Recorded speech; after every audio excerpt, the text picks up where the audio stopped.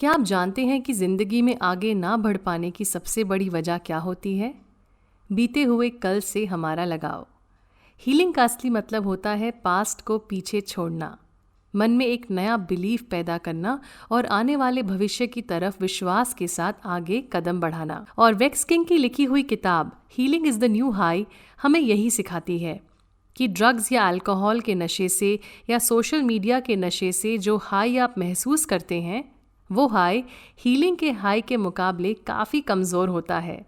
जब आप अंदर की चोट पर मरहम लगाकर आगे बढ़ते हैं, तब आप खुद को पूरा पाते हैं। आपका दिमाग खुल जाता है और आपको सब कुछ साफ नज़र आने लगता है। एक कहावत है, हर्ट पीपल, यानी कि चोट खाया हुआ शख्स ही अपने आसपास के लोगों को चोट पहुंचाएगा। इसीलिए हम सभी को अपनी हीलिंग पर काम करना चाहिए, सिर्फ अपने लिए नहीं, अपनों के लिए भी। वेक्स किंग खुद एक रिलेशनशिप में थे और प्यार में धोखा खा चुके थे। उनकी गर्लफ्रेंड उन्हें बार बार धोखा देती, वो उससे लड़ाई करते, गर्लफ्रेंड मैनिपुलेट करती और फिर वो मान जाते। उनके सारे दोस्तों को सच दिख रहा था, पर वेक्स किंग अंधेरे में तीर चला रहे थे। एक बार फिर जब लड़ाई हुई और उन्होंने अपनी गर्लफ्रेंड से बात करनी बंद कर दी, तब हर बार की तरह गर्लफ्रेंड के मैसेजेस आए। मगर इस बार वेक्स किंग ने खुद को बदलने का फैसला किया, क्योंकि साथ रहना अलग होने से ज़्यादा दर्दनाक हो चुका था। बस यहीं से शुरू हुई इनकी इनर हीलिंग की जर्नी। हम अपनी ज़िंदगी की सिचुएशन से कैसे खुद को निकालते हुए बेहतर बन सकते हैं, ये जानिए इस किताब की बुक समरी को सुनकर। हमारे 7 शरीर, हो सकता है ग्रोथ। ये शब्द सुनकर आपको लगे कि क्या बकवास है, मुझे पैसे कमाने हैं, अपने गोल्स को अचीव करना है, स्पिरिचुअलिटी के लिए मेरे पास कोई वक्त नहीं है। वेक्स किंग खुद कुछ ऐसा ही सोचते थे। उन्होंने सबसे पहले योगा से शुरुआत की, क्योंकि उन्हें योगा की फिलॉसफी कुछ हद तक समझ में आती थी। द योगा सूत्रास ऑफ पतंजलि नाम की एक किताब पढ़ने के बाद उन्हें समझ आया कि योग के माध्यम से इंसान मुक्ति तक कैसे पहुंच सकता है। मुक्ति पाने की इच्छा रखना एक बहुत अच्छी चीज़ है, लेकिन साथ ही ज़रूरी है अपनी बाकी इच्छाओं को हासिल करना, रिश्ते निभाना, सुख सुविधाएं बढ़ाने की कोशिश करना। बहुत कम लोग होते हैं जो परफेक्ट एनलाइटनमेंट तक पहुंच पाते हैं। हम चाहें तो अभी इसी वक्त मुक्त होने का एहसास महसूस कर सकते हैं। जो भी चीज़ें आपको आगे बढ़ने से रोक रही हैं, उन्हें हटाने पर फोकस कीजिए। और योग की किताब पढ़ते हुए वेक्स किंग के साथ कुछ ऐसा ही हुआ। उन्होंने खुद से पूछना शुरू किया कि उन्हें लोगों की बातों से इतना फ़र्क क्यों पड़ रहा था, और उन्हें लोगों के मुताबिक खुद को बदलने की कोई ज़रूरत नहीं थी। इस किताब को लिखते वक्त वेक्स किंग की इच्छा थी कि वो पूरी दुनिया को उन योगा प्रिंसिपल्स के बारे में बताएं, मगर वो नहीं चाहते थे कि उनके कुछ रीडर्स ज्ञान की बातें देखकर किताब पढ़ना बंद कर दें। इसीलिए उन्होंने फैसला किया कि वो अपनी किताब को रीडर्स के लिए एक अनुभव की तरह बनाएंगे। योग में माना जाता है कि हमारे शरीर के 7 लेयर्स होते हैं। महान गुरु ओशो का भी यही कहना था कि जब तक हम 7 शरीर की देखभाल नहीं करते, हमारा जीवन शांत और खुशहाल नहीं बन पाता। जब 7 शरीर एक दूसरे के साथ हार्मनी में काम करते हैं, तब आपके अंदर ऊर्जा और पॉजिटिविटी भर जाती है। मॉडर्न साइंस या दिमाग के डॉक्टर्स हमारे अंदर क्या चल रहा है या हमारे पूरे शरीर को समझने की कोशिश नहीं कर पाते हैं। दवाइयों से सिर्फ बाहर दिखने वाले सिम्टम्स मिटाए जा सकते हैं, लेकिन उस बीमारी की जड़ आपके अंदर छुपा हुआ ट्रॉमा यानी कि सदमा है। ये किताब ध्यान लगाने जैसा ही है। हम 7 शरीर की हीलिंग पर काम करेंगे। सबसे पहले हमारी फिजिकल बॉडी होती है। ये वो शरीर है जो हमें दिखता है। दूसरी बॉडी होती है एथरिक बॉडी। इस शरीर में हम भावनाएं कैद करते हैं। इन भावनाओं और तजुर्बों के आईने से हम दुनिया को परखते और समझते हैं। अगली बॉडी होती है एस्ट्रल बॉडी। हम कैसे सोचते हैं, हमारी आदतें कैसी हैं, हमें कौन सी चीज़ प्रोत्साहित करती है, ये सब एस्ट्रल बॉडी से जुड़ा हुआ होता है। चौथी बॉडी होती है मेंटल बॉडी। समझ और लॉजिक से भी आगे आता है इंट्यूशन यानी कि अंतर्ज्ञान। आप पहले से ही समझ जाते हैं कि क्या होने वाला है या फिर आपको क्या करना चाहिए। अगली बॉडी होती है स्पिरिचुअल बॉडी। जब हम खुद से बहुत जुड़ा हुआ महसूस करते हैं, हमारे अंदर एक असीम प्यार और ठहराव की भावना उत्पन्न होती है। ये हमारी स्पिरिचुअल बॉडी की खासियत है। कॉस्मिक बॉडी का एहसास हम सभी ने कभी ना कभी किया है। जैसे प्रकृति के बीच बैठकर आपको लगा होगा कि आप किसी विशाल निर्माण का एक हिस्सा हैं, या फिर कभी तारों को देखकर आपको लगा हो कि आप इनके मुकाबले कितने छोटे हैं। सातवीं बॉडी होती है निर्वाणिक बॉडी। इस शरीर के साथ हम स्वतंत्र महसूस करते हैं। हमारे आसपास कुछ भी चल रहा हो, हम आज़ाद महसूस करेंगे। जब भी हमें किसी बात का सदमा लगता है तो उसका असर सातों शरीर पर पड़ता है। इसीलिए पूरी तरह से हील होने के लिए हमें सातों शरीर के साथ काम करना होगा। अब आइए समझते हैं कि जब हीलिंग का सफ़र शुरू होगा तब हम कैसा महसूस करेंगे। आप ज़्यादा स्थिर महसूस करेंगे। जिन बातों से आपको पहले बहुत गुस्सा आया करता था, अब कम आएगा या नहीं आएगा। आपके मन में खुद के लिए एक्सेप्टेंस बढ़ जाएगी। अपनी ज़िंदगी में बीते हुए तकलीफ़दायक पलों को याद करते हुए भी आपको दर्द नहीं होगा। खुद को और दुनिया को देखने का नज़रिया भी बदलना शुरू हो जाएगा। आप अपने अंदर बैठे छोटे बच्चे से अपना रिश्ता और गहरा कर सकते हैं। सालों पुराने घाव को भर सकते हैं। पीढ़ियों का सदमा आप अपनी हीलिंग से ख़त्म कर सकते हैं। यानी कि जिन चीज़ों से आपको तकलीफ़ हुई, उन चीज़ों से आपकी आने वाली पीढ़ी नहीं गुजरेगी। इस बुक समरी को सुनते वक्त अपने साथ एक कागज़ और कलम ज़रूर रखें।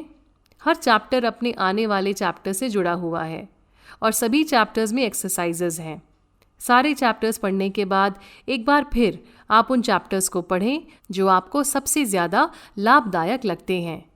एक्सरसाइजेस को फिर से करें और देखें कि आप अपने सफ़र में कितना आगे तक आ पाए हैं।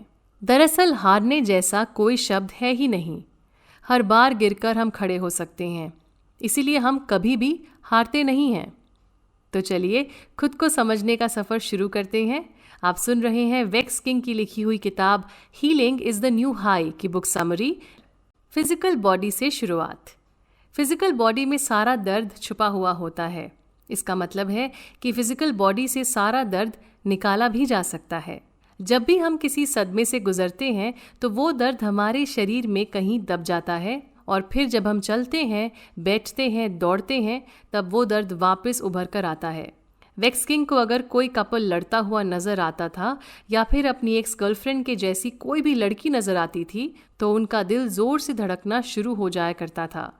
उन्हें सांस लेने में तकलीफ़ होने लगती थी, पैर भारी हो जाया करते थे और उनके लिए चलना भी मुश्किल हो जाता था। उन्हें हर तरफ उसकी याद सताया करती थी। हमें लगता है कि अनुभव के ख़त्म होने से दर्द भी ख़त्म हो गया है, मगर ये सच नहीं है। दर्द को हटाना पड़ता है अवेयरनेस यानी कि जागरूकता से। कुछ साल पहले वेक्स किंग ने एक क्लाइंट के साथ काम किया था। इस क्लाइंट को अपना रोज़ का रूटीन ठीक करना था, सेहत को सुधारना था और साथ ही इन्हें बाहर जाने पर बहुत एंग्जाइटी होती थी। ये महिला फिर से खुश और आज़ाद महसूस करना चाहती थी। वेक्स किंग ने इनसे फिटनेस क्लास ज्वाइन करने के लिए कहा। इस क्लाइंट ने क्लास ज्वाइन कर ली। फिटनेस क्लास के लोग अक्सर वर्जिश करने के बाद बाहर घूमने चले जाया करते थे। ये फिट होने का और लोगों से मिलने का एक बहुत अच्छा तरीका था।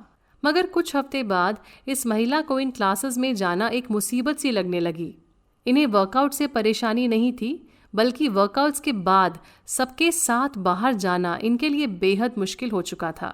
इन्होंने वेक्स किंग को कॉल किया और कहा, मुझे पता नहीं ये लोग क्या बोलेंगे, मैं क्या बोलूं, हाथ कैसे रखा करूं सबके सामने, जिम से पब तक अकेले कैसे चलूं, अगर कोई मेरे साथ नहीं चलेगा तो मैं सबसे पीछे अकेले चल रही होंगी।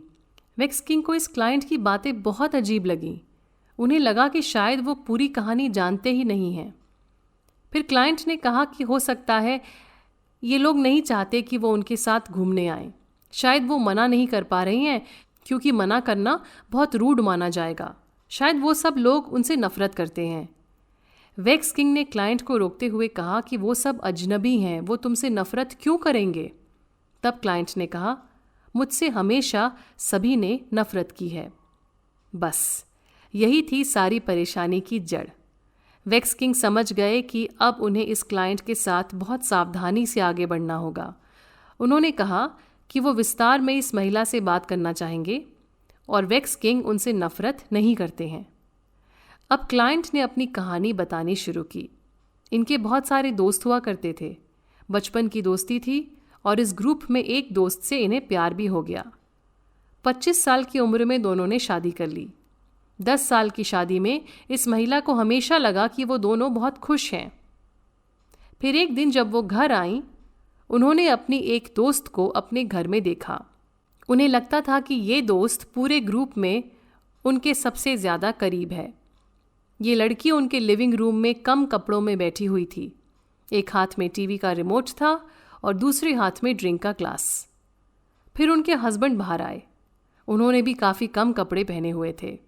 पूरे ग्रुप को इन दोनों के बारे में पता था।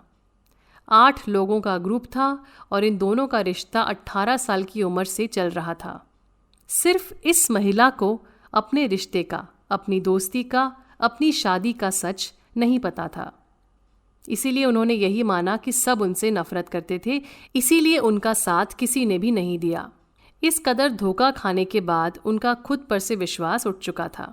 इनकी कहानी सुनने के बाद वेक्स किंग ने इनसे सिर्फ फिटनेस क्लास पर ध्यान देने के लिए कहा। अगले कुछ महीने उन्हें क्लास के बाद ग्रुप के साथ बाहर जाने की ज़रूरत नहीं थी और सिर्फ इतना करने से उनकी पीठ का दर्द पूरी तरह से गायब हो गया। ये दर्द उन्हें एक्सरसाइज की वजह से नहीं हो रहा था। क्लास के बाद लोगों से मिलने की टेंशन में उन्होंने अपने शरीर में दर्द पैदा कर लिया था। फिर कुछ वक्त बाद इस क्लाइंट ने खुद ही सोचा कि वो वर्कआउट के बाद इस ग्रुप के साथ बाहर जाएं। इस बार उन्हें डर नहीं लगा और ऐसा इसीलिए हो पाया क्योंकि उन्होंने सबसे पहले अपनी फिजिकल बॉडी की बात को समझने की कोशिश की थी। यहाँ तक पहुँचने में और अपने आत्मविश्वास को वापस लाने में इन्हें थोड़ा और वक्त ज़रूर लगा। अब खुद से पूछिए कि आपका रिश्ता अपने फिजिकल बॉडी के साथ कैसा है। वेक्स किंग कहते हैं कि शायद ही कोई ऐसा शख्स होगा जो अपने शरीर के हर पहलू से पूरी तरह से संतुष्ट है। हमारे जीवन का हर अनुभव शरीर में कैद हो जाता है। वेक्स किंग का एक दोस्त है जो अपने पैर बाहर की ओर निकाल कर चलता है। उन्होंने अपने दोस्त से पूछा कि इस तरह चलने की वजह क्या है।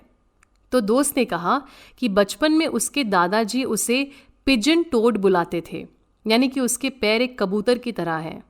दोस्त ने इस बात को सच मान लिया और आज उसकी चाल की वजह से उसे घुटनों में भी तकलीफ रहती है।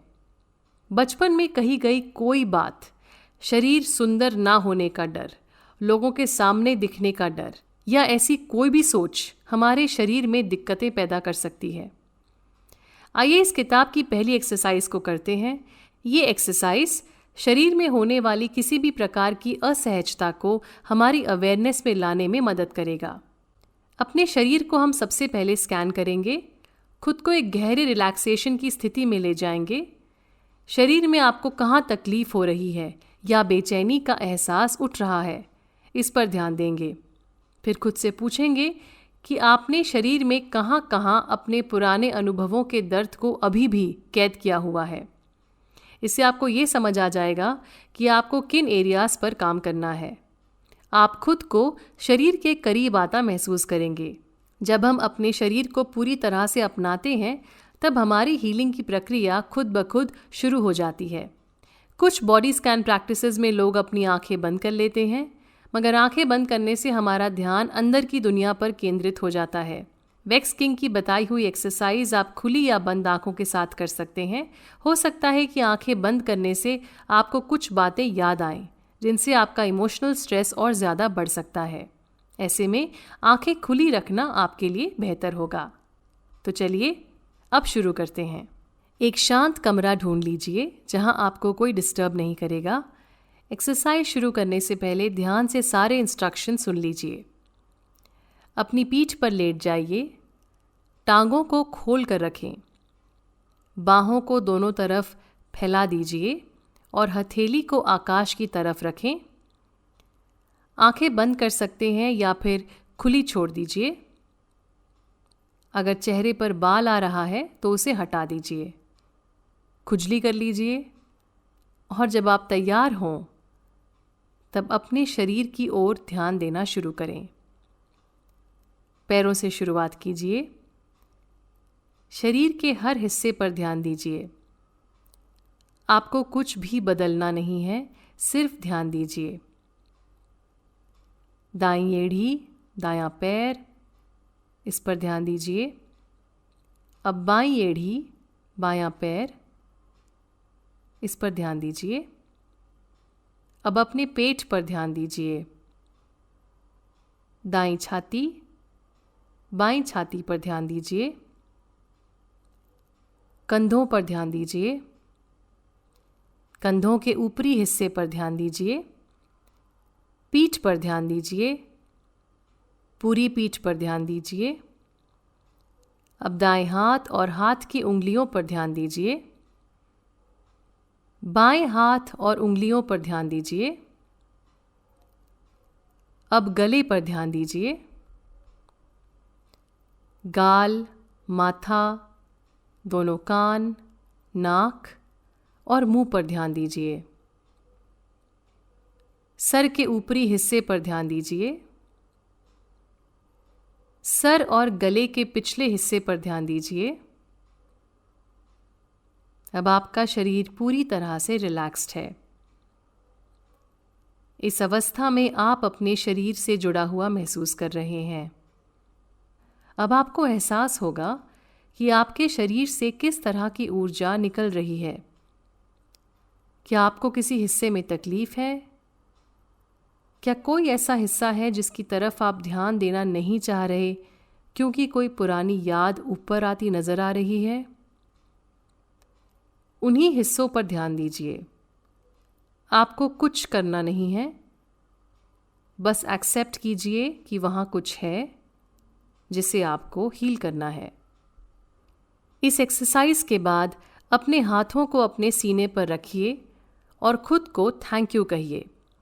खुद से कहिए कि मैं अपने शरीर के उन सभी हिस्सों को अटेंशन दूंगा जो मुझसे अटेंशन मांग रहे हैं।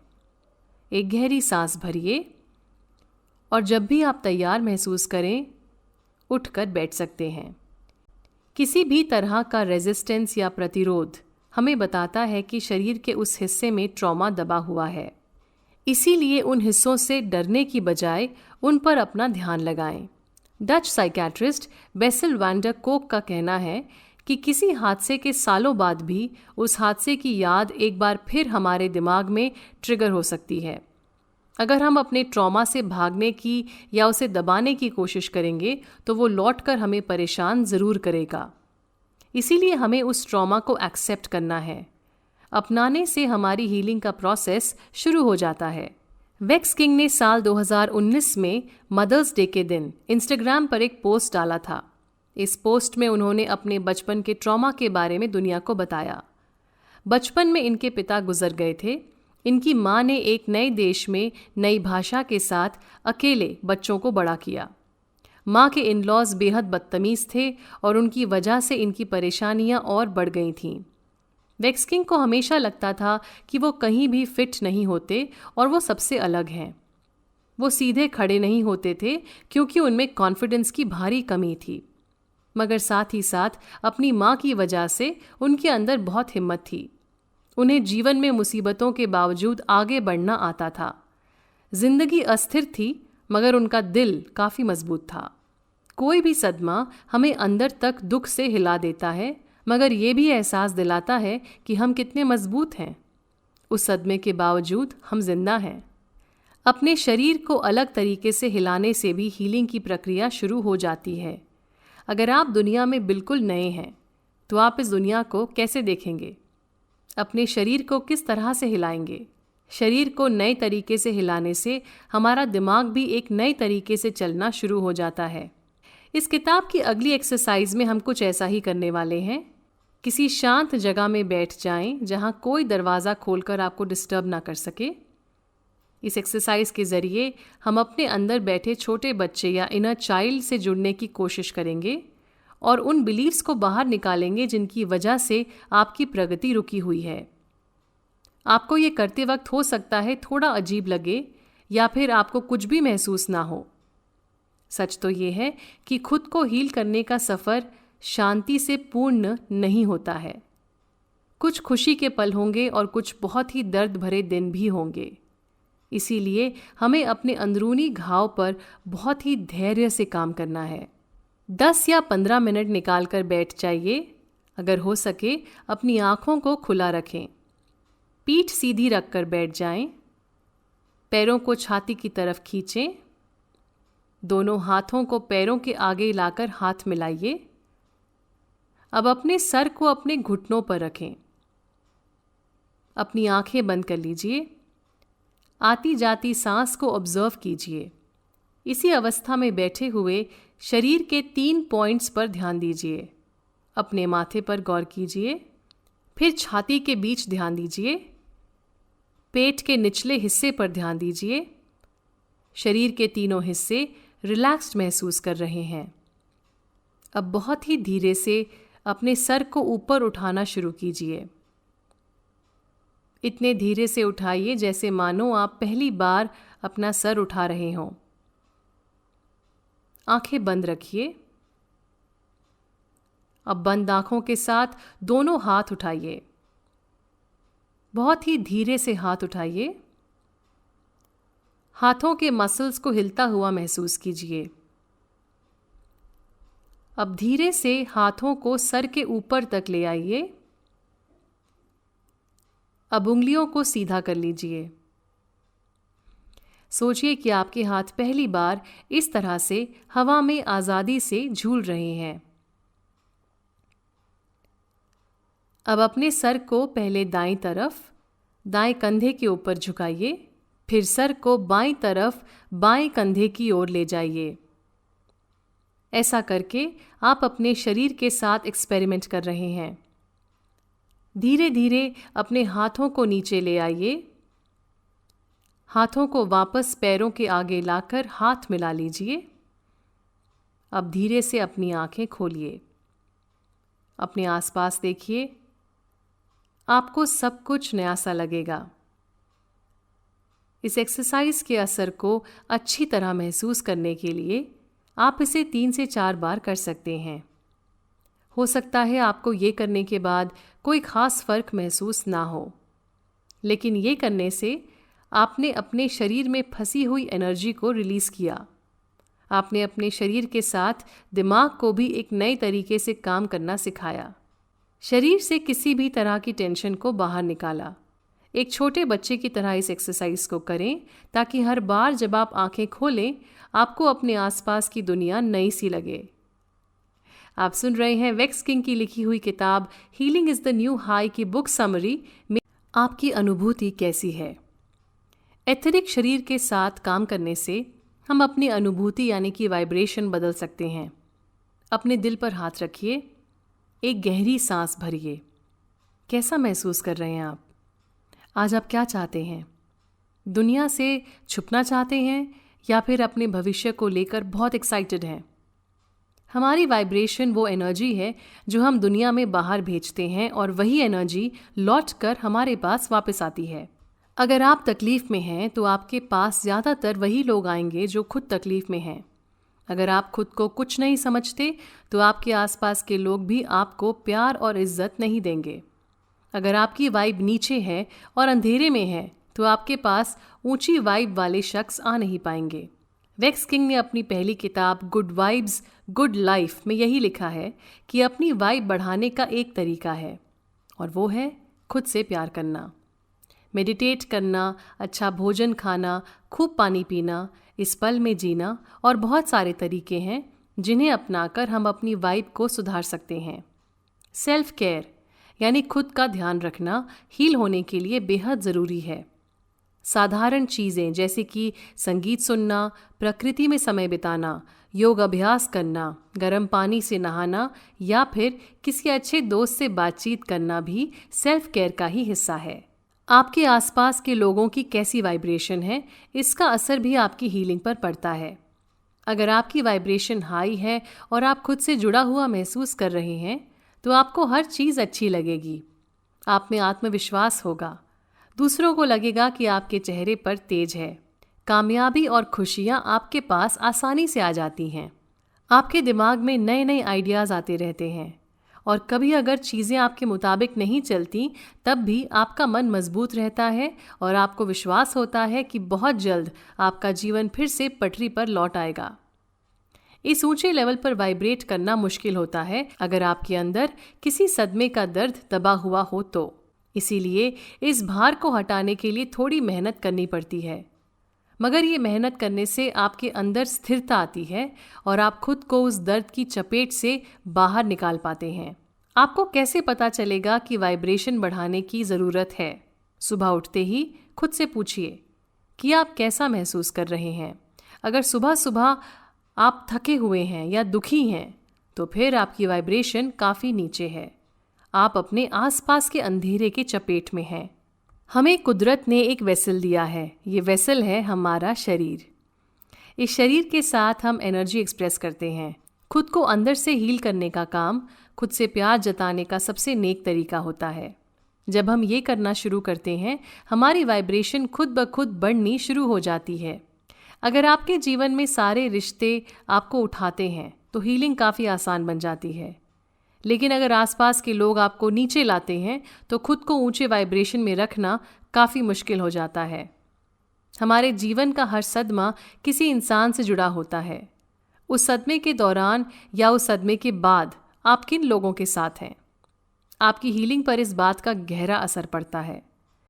हमारे रिश्ते या तो हमारे अंदर छुपे दर्द को बढ़ाते हैं या फिर हमारी ज़िंदगी में उनके होने ना होने से कोई फ़र्क नहीं पड़ता, या हमें ऊपर उठाते हैं और सदमे से निकलने में हमारी मदद करते हैं। अगर हीलिंग के दौरान आपकी वाइब आपके आसपास के लोगों की वाइब से मेल नहीं खा रही है तो आप उन लोगों के साथ हर बात पर भिड़ेंगे। इस वक्त आप किस तरह के लोगों से घिरे हुए हैं, वो आपकी तरफ कैसी एनर्जी भेज रहे हैं। जब आप उस सदमे से गुजर रहे थे तब आपके साथ कौन था? खुद से ये सवाल पूछना बहुत ज़रूरी है। वैक्स किंग मलिका की कहानी बताते हैं। ये मलिका का असली नाम नहीं है मगर कहानी बिल्कुल सच्ची है। मलिका का बचपन बेहद नॉर्मल था, सब कुछ अच्छा था। कभी कोई प्रॉब्लम सामने डिस्कस नहीं की गई, हर चीज़ पर्दे के पीछे रख दी जाती थी। इस परिवार को लगता था कि उनके साथ कभी कुछ गलत हो ही नहीं सकता। लेकिन फिर मलिका जब 15 साल की हुई, ये एक पार्टी में गई। इनके घर पर कोई नहीं था। पार्टी से घर तक किसी ने इनका पीछा किया और फिर इनका बलात्कार हो गया। बलात्कार के 1.5 दिन तक मलिका एक ही जगह पर पड़ी रही। मलिका ने कुछ नहीं किया क्योंकि उन्हें कुछ समझ ही नहीं आ रहा था। सदमा बहुत गहरा था। जब मलिका के माँ बाप वापस घर लौटे, उन्होंने उसे ज़मीन पर पड़ा पाया। उसे उठाकर बाथरूम ले गए और फिर उससे हादसे के बारे में पूछा। इसके बाद उसे कमरे में ले जाकर सुला दिया। किसी ने पुलिस तक जाने की बात ही नहीं की।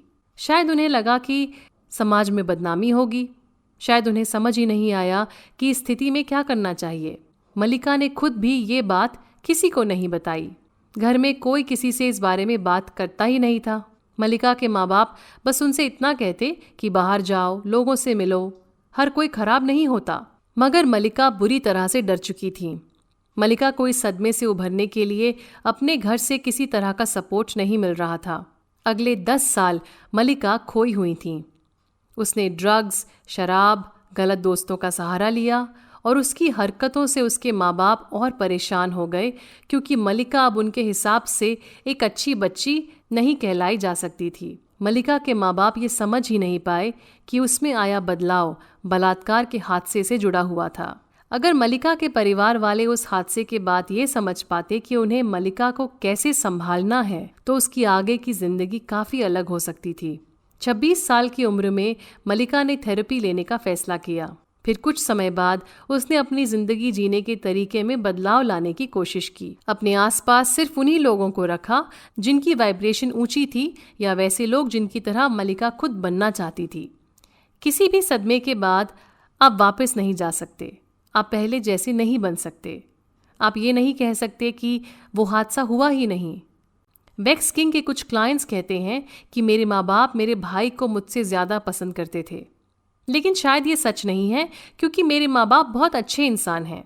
या फिर मेरे अंकल मुझे बहुत मारते थे, उन्हें देखते ही मुझे पेट में कुछ होने लगता था, मगर वो अच्छे इंसान हैं। शायद मैं ही बहुत शैतान था।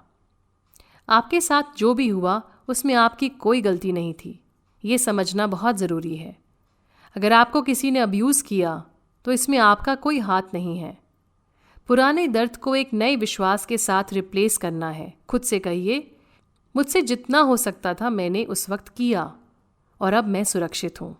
आप बीते हुए कल को बदल नहीं सकते, मगर आने वाले भविष्य को खूबसूरत बनाना आप ही की जिम्मेदारी है। अब तीसरी एक्सरसाइज की तरफ चलते हैं।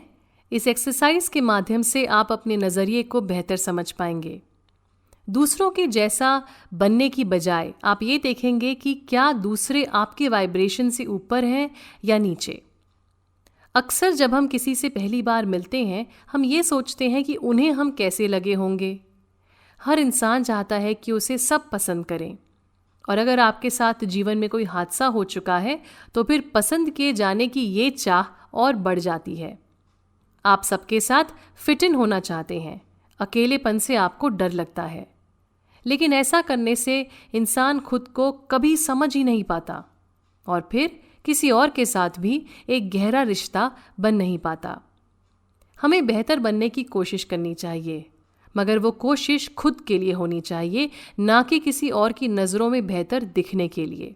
अगर हम किसी और के लिए खुद में सुधार लाते हैं, इसका मतलब हमारी ज़िंदगी में हमसे ज़्यादा ज़रूरी और लोग हैं। आप खुद को संदेश भेज रहे हैं कि आपकी अहमियत तभी है अगर लोग आपको पसंद करते हैं या फिर आप लोगों के हिसाब से चलते हैं। जब हम अपनी हीलिंग पर काम करते हैं, तब हमारे आसपास के सभी लोगों को हमारी ऊंची वाइब्रेशन से फ़ायदा होता है। लेकिन हीलिंग का असली मकसद ये नहीं है। आपको किसी और के लिए इस रास्ते पर नहीं चलना है।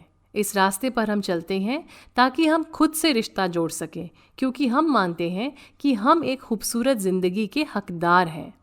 ट्रॉमा यानी कि सदमे की वजह से हम खुद से अलग हो जाते हैं। अंदर क्या हो रहा है इससे फ़र्क नहीं पड़ता। अगर बाहर से सबको आपकी ज़िंदगी अच्छी लग रही होती है तो आप अंदर देखने की कोशिश ही नहीं करते। शायद आपको पता ही नहीं कि अंदर से खुश कैसे रहा जाता है, मगर सच ये है कि आप खुद ही अपने हीलर हैं। चलिए अब हम ये एक्सरसाइज करके देखते हैं। अपनी आंखें बंद कीजिए, कुछ गहरी सांसें अंदर लीजिए और फिर छाती को बिल्कुल खाली कर दीजिए। अब अपनी सांसों को वापस नॉर्मल रिदम में आने दीजिए। रिलैक्स होने की कोशिश करें। अब कल्पना कीजिए कि आप किसी शख्स से पहली बार मिल रहे हैं। सोचिए वो कैसे दिखते हैं, उन्होंने क्या पहना हुआ है, खड़े हुए हैं या बैठे हुए हैं। आपने उनको हेलो बोला और अब वो आपको अपने बारे में कुछ बता रहे हैं। आप उनकी बात बहुत ध्यान से सुन रहे हैं, मगर आप ये बिल्कुल नहीं सोच रहे कि वो आपके बारे में क्या सोच रहे होंगे। आपके हाथ कैसे चल रहे हैं या आपके बाल कहाँ हैं, या फिर उनकी बातों का जवाब आप कैसे देंगे, ऐसा कोई भी ख्याल आपके जहन में नहीं है। इसके बाद आप इस शख्स को अपने बारे में बता रहे हैं, अपना नाम या कुछ और, मगर बताते हुए आप ये नहीं सोच रहे कि उनको आपकी बातें कैसी लग रही हैं। उनको कुछ ऐसा बताइए जो आपको अपने बारे में पसंद है, ना कि वो जो उनको आपके बारे में पसंद आ सकता है। अब आप दोनों हाथ मिलाते हैं, गुड बाय बोलते हैं और अपने अपने रास्ते चल पड़ते हैं। अब खुद से मन में पूछिए, क्या मुझे ये शख्स पसंद आया?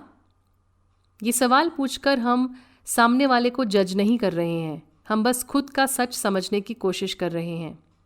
इस शख्स की वाइब आपको कैसी लगी? क्या आप उनसे दोस्ती करना चाहेंगे? क्या आप उनके बारे में और जानना चाहेंगे? अपने जवाब को सामने आने दें। हाँ, मुझे ये शख्स पसंद है, या फिर पसंद नहीं है, या फिर पता नहीं। अब अपना ध्यान वापस अपनी सांसों की ओर ले जाएं। इस मुलाकात को पूरी तरह से भूल जाएं। इसके बाद जब आप चाहें अपनी आंखें खोल सकते हैं। अब समझते हैं कि अभी अभी हमने क्या किया। हम इमेजिनेशन में किसी से मिले, हमने उनसे बातचीत की और फिर हमने खुद से पूछा कि हमें ये शख्स कैसा लगा या कैसी लगी, और हमने क्या नहीं किया। हमने ये सोचने की कोशिश नहीं की कि सामने वाले को हम पसंद आए या नहीं। हमने खुद को सामने वाले की नज़रों से परखने की कोशिश नहीं की। अक्सर हम हर बात पर खुद की परफॉर्मेंस को जज कर रहे होते हैं, लेकिन इस एक्सरसाइज से हमने अपने अंदर की आवाज़ को सुनने की कोशिश की। शायद आप अब भी इस बात से चिंतित होंगे कि आपके बारे में कौन क्या बोल रहा है। हीलिंग का सफ़र जल्दबाजी में तय नहीं किया जा सकता। पूरी तरह बदलाव आने में वक्त लगता है। जब भी आपको लगे कि आप अपने शरीर से बाहर निकलकर खुद की परफॉर्मेंस को जज कर रहे हैं, तब ध्यान लगाते हुए वापस अपने शरीर में प्रवेश कीजिए और खुद से पूछिए कि आप सामने वाले के बारे में कैसा महसूस कर रहे हैं। आप इस प्रक्रिया को जितनी बार करेंगे, आपके लिए खुद से जुड़ा रहना और आसान होता चला जाएगा। इसका मतलब ये बिल्कुल नहीं है कि हम खुद को उन लोगों से दूर कर लें जिन्हें हमारी मदद की ज़रूरत है। कभी कभी दूसरों को प्यार और सपोर्ट देना ज़रूरी होता है, फिर उनकी मानसिक स्थिति हमसे कितनी अलग ही क्यों ना हो। लेकिन रिश्तों में ये समझना भी ज़रूरी है कि जितनी ऊर्जा मैं इन रिश्तों को दे रही हूँ, क्या मुझे इनसे ऊर्जा वापस मिल रही है या नहीं। और सिर्फ इसी बुनियाद पर कि दूसरा इंसान आपको पसंद करता है, कभी भी खुद को किसी से रिश्ता बनाने के लिए मजबूर ना करें। जब आप मन की आवाज़ की इज्जत करते हुए खुद को उन लोगों से दूर कर लेंगे जिनसे आप कनेक्ट नहीं करते हैं, तब आपकी ज़िंदगी में ऊंचे वाइब्रेशन के लोगों की जगह खुद ब खुद बन जाएगी। हम खुद की हीलिंग खुद ही करते हैं, लेकिन साथ ही हमें कोई ऐसा चाहिए होता है जिसके सामने हम खुलकर रो सकें और जो हमें हमारे बुरे वक्त में संभाल सके। हम में से कोई भी इंसान ऐसा नहीं है जो अकेलेपन में हर वक्त खुश रह सकता है। खराब रिश्ते बेहद तकलीफदायक होते हैं और दूसरी तरफ अच्छे रिश्तों से ज़िंदगी बहुत खूबसूरत बन सकती है। ऐसे अच्छे रिश्ते ज़िंदगी में ज़रूरी होते हैं और आप ऐसे रिश्तों के हकदार हैं। बचपन में चलते हैं। हमारी एस्ट्रल बॉडी बचपन में बनती है, मगर इसका मतलब नहीं कि कोई पत्थर की लकीर है और ये बदली नहीं जा सकती। बचपन के अनुभव हमारे दिमाग की बनावट तक को बदल सकते हैं। इसीलिए अगर बचपन में हमारे साथ कोई हादसा होता है तो उस वक्त हमारा दिमाग उस हादसे को प्रोसेस नहीं कर पाता, जिसका असर बड़े होने पर हमारी ज़िंदगी के हर पहलू में नज़र आने लगता है। 2019 की एक स्टडी में पाया गया था कि जिन बच्चों को बचपन में प्यार नहीं मिलता, बड़े होने पर उनकी फैसले लेने की क्षमता बहुत कमज़ोर होती है। ज़्यादातर ऐसे लड़के बड़े होने पर मानते हैं कि किसी को भी नुकसान पहुंचाना जायज़ है। ज़रूरी नहीं कि हर बच्चा जिसे प्यार नहीं मिला बड़ा होकर दूसरों को नुकसान ही पहुंचाए, लेकिन इस बात की संभावना बढ़ ज़रूर जाती है। चलिए इसे एक उदाहरण की मदद से समझने की कोशिश करते हैं। एक छोटा बच्चा है ब्रायन। इसके एक करीब रिश्तेदार की मौत हो जाती है।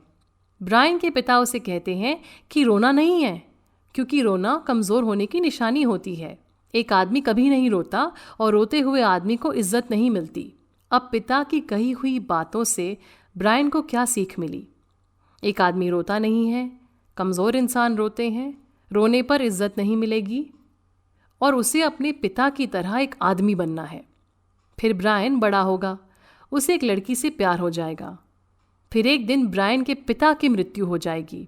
अब ब्रायन अपने आंसुओं को रोक नहीं पाएगा, वो अपने पार्टनर के सामने फूट फूट कर रोएगा। लेकिन रोने के बाद जब वो अपने पार्टनर की तरफ देखेगा तो उसे लगेगा कि गड़बड़ हो गई। उसे लगेगा कि अब मेरी गर्लफ्रेंड मुझे कमज़ोर समझेगी और गर्लफ्रेंड की नज़रों में अब मेरी मर्दानगी कम हो गई है।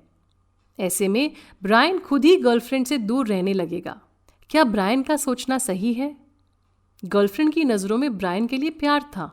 वो बुरे वक्त में ब्रायन का साथ देना चाहती थी, मगर ब्रायन ने अपनी गर्लफ्रेंड को अपने बिलीफ सिस्टम के धुंधले चश्मे से ही देखा। बचपन के झूठ की बुनियाद पर उन्होंने जीवन का इतना बड़ा फैसला ले लिया। इस झूठ के चक्रव्यूह से बाहर निकलने के लिए आप खुद से एक सवाल पूछ सकते हैं। किसी भी सिचुएशन में आपकी इंट्यूशन बात कर रही है या फिर आपका ट्रॉमा? किसी भी तरह का दबा हुआ ट्रॉमा हमें तकलीफ से बचाने की कोशिश करता है। जब हम अपनी ज़िंदगी बीते हुए कल के सदमे के हिसाब से जीते हैं, तब हम अपने अंदर की आवाज़ से दूर हो जाते हैं। ट्रॉमा से लिया हुआ फैसला अक्सर गलत ही होगा, क्योंकि वो फैसला डर की बुनियाद पर लिया जाता है। आप दर्द से बचने के लिए फैसला लेते हैं। दूसरी तरफ जब हम अपने अंदर की आवाज़ सुनकर कोई भी फैसला लेते हैं तो उस फैसले में शांति और प्यार की भावना होती है। साइकोलॉजिस्ट के हिसाब से इंट्यूशन एक अंदर की आवाज़ होती है जिसका कोई लॉजिक नहीं होता। आपको कभी ऐसा लगा होगा कि कोई इंसान सही है या गलत है, और ये एहसास आपके दिमाग से नहीं कहीं और से आ रहा होता है। बिना कुछ जाने भी आपको लगता है कि आप काफ़ी कुछ जानते हैं, और पलटकर जब आप देखते हैं तो आप पाते हैं कि आपके अंदर की आवाज़ आपको सही दिशा में ले जा रही थी, मगर शायद आप उस आवाज़ को सुन नहीं पाए। ट्रॉमा की वजह से कई बार हम ट्रॉमा को ही इंट्यूशन मान लेते हैं। सच नज़र नहीं आता और सदमे का असर इतना गहरा होता है कि उससे उठी आवाज़ ही हमें सच की आवाज़ लगती है। जब भी आपको कोई फैसला लेना हो तो कैसे समझें कि अंदर उठता एहसास एक इंट्यूशन है या कुछ और। इंट्यूशन एक शांत एहसास होता है। आपको लगता है कि आपको बस पता है कि कौन सा रास्ता सही है। आपको खुद को समझाने की ज़रूरत महसूस नहीं होती। मन हल्का हो जाता है। आप खुद को प्रेजेंट मोमेंट में पाते हैं। उस पल में भविष्य की कोई चिंता नहीं होती। सदमे की बुनियाद पर लिए हुए फैसले में डर छुपा हुआ होता है। आपको लगता है कि आप श्रिंक हो गए हैं। आप खुद को ही लॉजिक समझाने की कोशिश करेंगे। आपका दिल मायूस हो जाएगा। आप फैसला लेने के बाद भी कंफ्यूज्ड महसूस करेंगे। आप बीते हुए कल के बारे में ज़्यादा सोचेंगे। आपको आने वाले कल की भी चिंता सताएगी और आप अपनी ज़िंदगी को पूरी तरह से कंट्रोल करना चाहेंगे। आज ये मान लीजिए कि बचपन में सिखाई गई ज़्यादातर बातें सच नहीं हैं। ये मानना ही मुक्ति की तरफ आपका पहला कदम है। सोचिए, अगर आपके जीवन का हर फैसला प्रेजेंट मोमेंट में शांति से लिया जाए तो ज़िंदगी कितनी खूबसूरत बन सकती है। बचपन का ट्रॉमा पूरी तरह से बाहर निकालना आसान नहीं होता। आपके कोमल और नाजुक दिल और दिमाग ने इतना दर्द देख लिया कि बड़े होने के बाद आप खुद से ही दूर भागते हैं। आप अपने अंदर छुपे हुए दर्द का सामना करना ही नहीं चाहते। मगर हीलिंग के लिए हमें सबसे पहले बचपन के इस ट्रॉमा की आंखों में आंखें डालकर देखना होगा।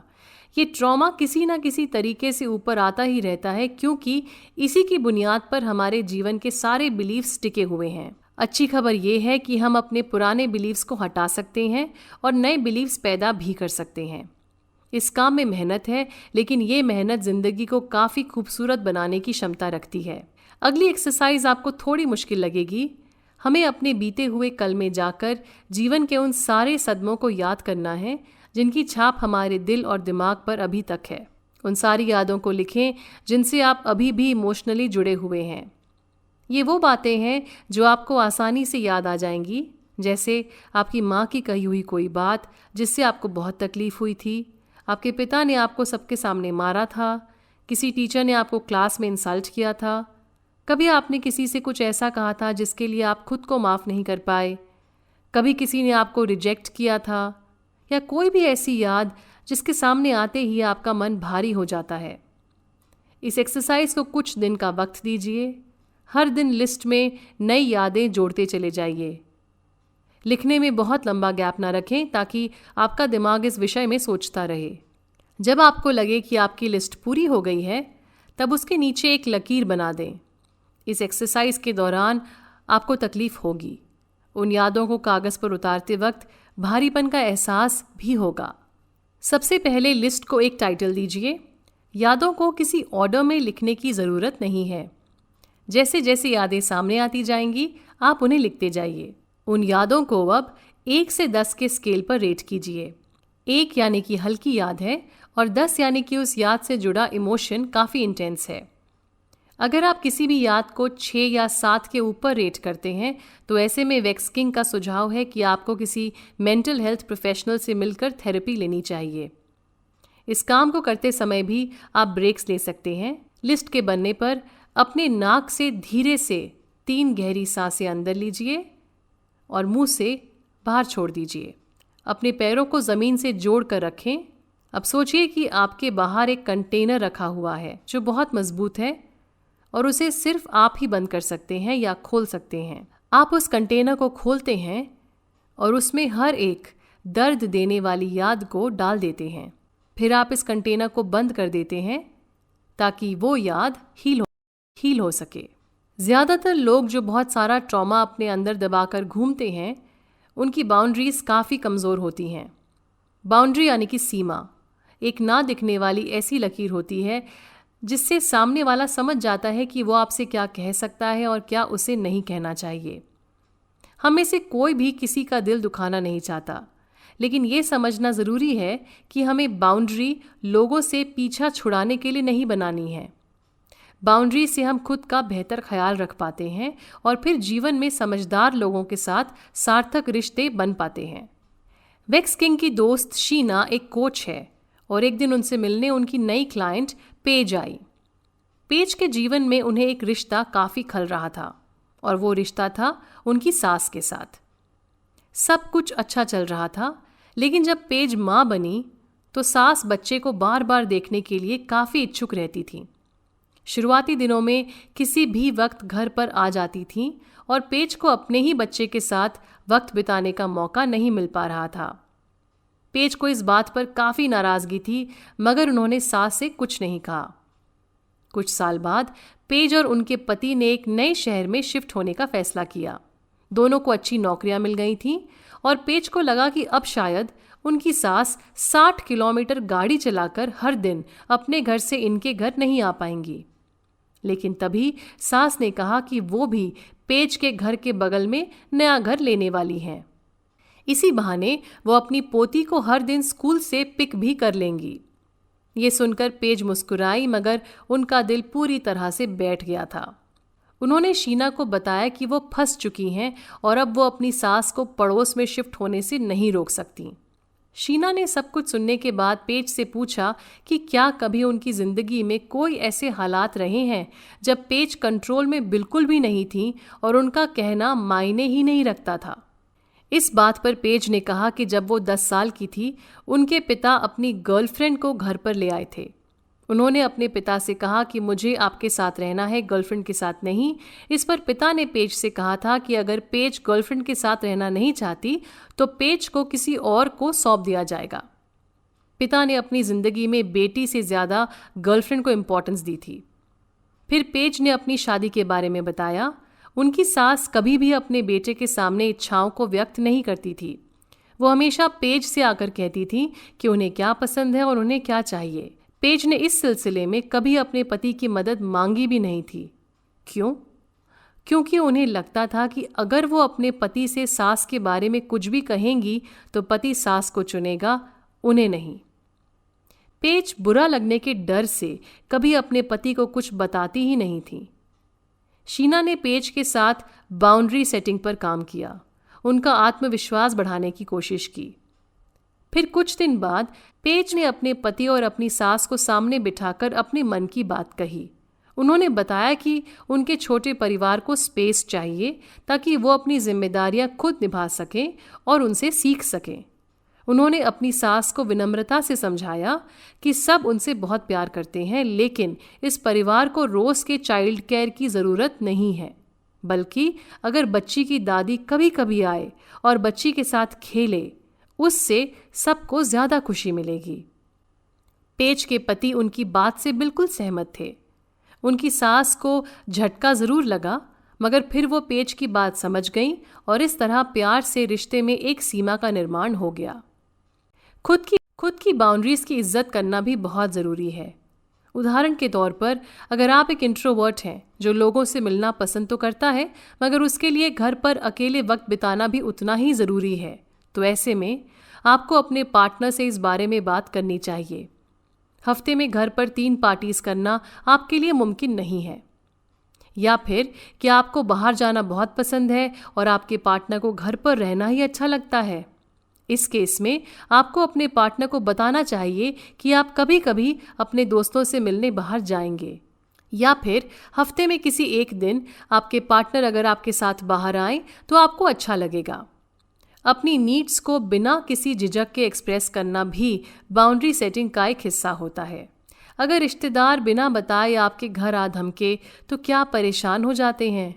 ऐसे में आपको रिश्तेदारों से कहना चाहिए कि वो हमेशा आने से पहले आपसे पूछें कि आप अवेलेबल हैं या नहीं।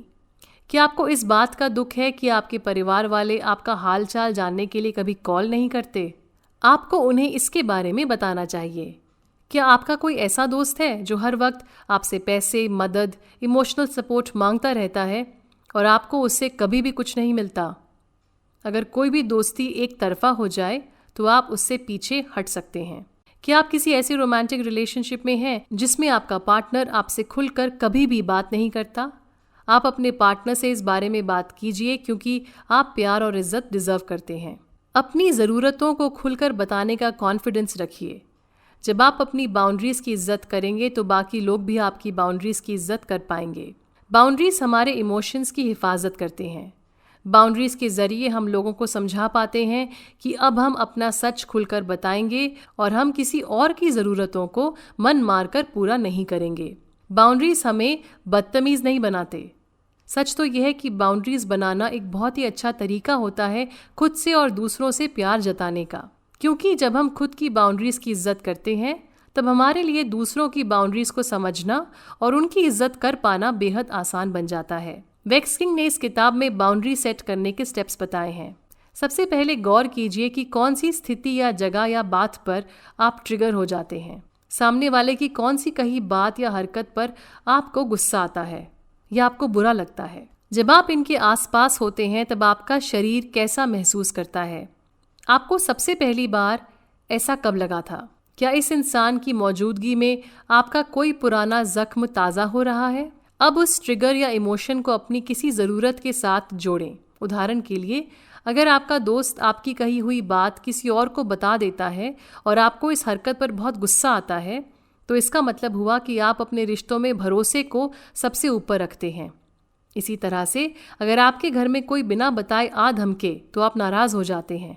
इसका मतलब आपके लिए पर्सनल स्पेस और वक्त बहुत ज़रूरी है। इस ज़रूरत को ध्यान में रखते हुए एक सेंटेंस बनाइए, जैसे कि मैं रिश्तों में विश्वास और भरोसे की कद्र करता हूँ, इसीलिए अगर तुम मेरी बातें औरों को बताओगे तो मैं तुम्हारे साथ आगे से अपनी कोई बात शेयर नहीं करूँगा।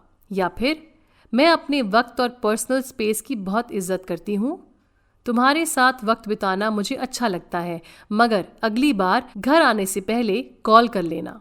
बिना माफ़ी मांगे अपनी बातों को सामने रखने की कोशिश कीजिए, फिर दूसरा इंसान भी खुलकर आपको अपनी बात समझा सकता है। अगर आप अपनी बाउंड्रीज किसी को सामने बिठाकर नहीं बता सकते तो फिर आप उन्हें मैसेज भी कर सकते हैं। जीवन में अगर आपने कभी बाउंड्रीज बनाई ही नहीं या फिर आप अपने पुराने रिश्तों में अचानक बाउंड्रीज बनाने की कोशिश करते हैं तो हो सकता है आपको शुरुआत में काफ़ी परेशानी हो। उदाहरण के तौर पर, अगर आपने अपने पुराने दोस्त से कहा कि वो आपको घर आने से पहले कॉल करें, मगर आपका दोस्त एक बार फिर बिना कॉल किए आ धमकता है, तो ऐसे में आप दरवाज़ा खोलकर उन्हें बहुत प्यार से कह सकते हैं कि आप आज व्यस्त हैं और उनसे फिर किसी दिन मिलेंगे। शायद उन्हें गुस्सा आए और अपना गुस्सा संभालना भी उनकी ही जिम्मेदारी है। जब आप अपनी कही हुई बात पर बने रहेंगे तो लोग आपकी बनाई हुई बाउंड्रीज को सीरियसली ले पाएंगे। शांत मन से इसका अभ्यास करते रहें और धीरे धीरे बाउंड्रीज बनाना आपकी स्वाभाविक प्रकृति बन जाएगी। अक्सर हम ट्रॉमा से बाहर नहीं निकल पाते क्योंकि हमारे परिवार में जनरेशनल ट्रॉमा होता है, यानी कि ऐसा ट्रॉमा जो हर पीढ़ी ने अपनी अगली पीढ़ी को मुफ्त में आगे दे दिया। अगर पीढ़ी दर पीढ़ी कोई भी इस ट्रॉमा के चक्रव्यूह को नहीं तोड़ता तो वही दुख और तकलीफ सालों तक उस परिवार के साथ कदम बढ़ाकर चलती रहती है। जिन जख्मों के दर्द से हमारे माँ बाप खुद को बाहर नहीं निकाल पाए, उन जख्मों का असर हम पर भी पड़ा है और हम दुनिया को उसी धुंधले चश्मे से आज भी देख रहे हैं। जिन जख्मों से हमारे दादा दादी नाना नानी नहीं उभर पाए थे, उनका असर हमारे माँ बाप पर पड़ा। इसी तरह अगर हम खुद को पुराने जख्मों के असर से बाहर नहीं निकालेंगे तो इसका असर हमारी आने वाली पीढ़ी पर पड़ेगा। छोटे बच्चों को बचपन से कंपेयर करना या फिर उनके रंग की वजह से उन्हें धुतकारना, अच्छे नंबर लाने पर तारीफ वरना गालियाँ, ये सारी आदतें हर पीढ़ी ने अपनी आने वाली पीढ़ी तक जाने अनजाने पहुँचाई हैं। जब हम दो बच्चों की आपस में तुलना करते हैं तो हम उनके दिमाग में इनसिक्योरिटी की भावना पैदा कर देते हैं और उनके लिए खुद को पूरी तरह से अपनाना मुश्किल हो जाता है। हमारा समाज बचपन से हमें जज करना सिखाता है। हम खुद को हर वक्त कठोरता से जज करते रहते हैं, इसीलिए हमारे लिए फिर दूसरों को भी जज करना स्वाभाविक बन जाता है।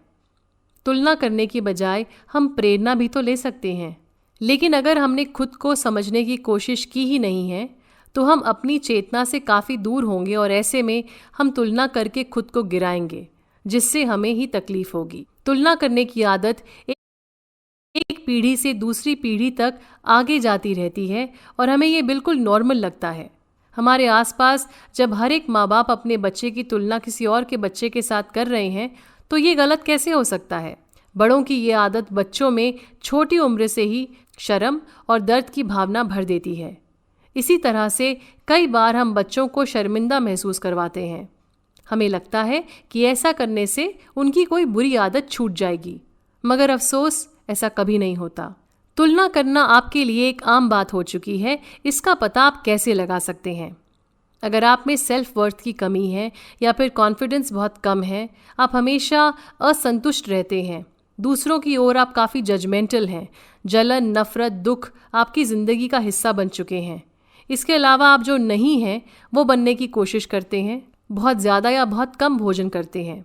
जब हम चेतना के बिना खुद की तुलना दूसरे से करते हैं तो दो चीज़ें होती हैं। या तो हमें लगता है कि हम काबिल नहीं हैं, या फिर हमें लगता है कि दूसरे हमारे सामने कुछ भी नहीं है।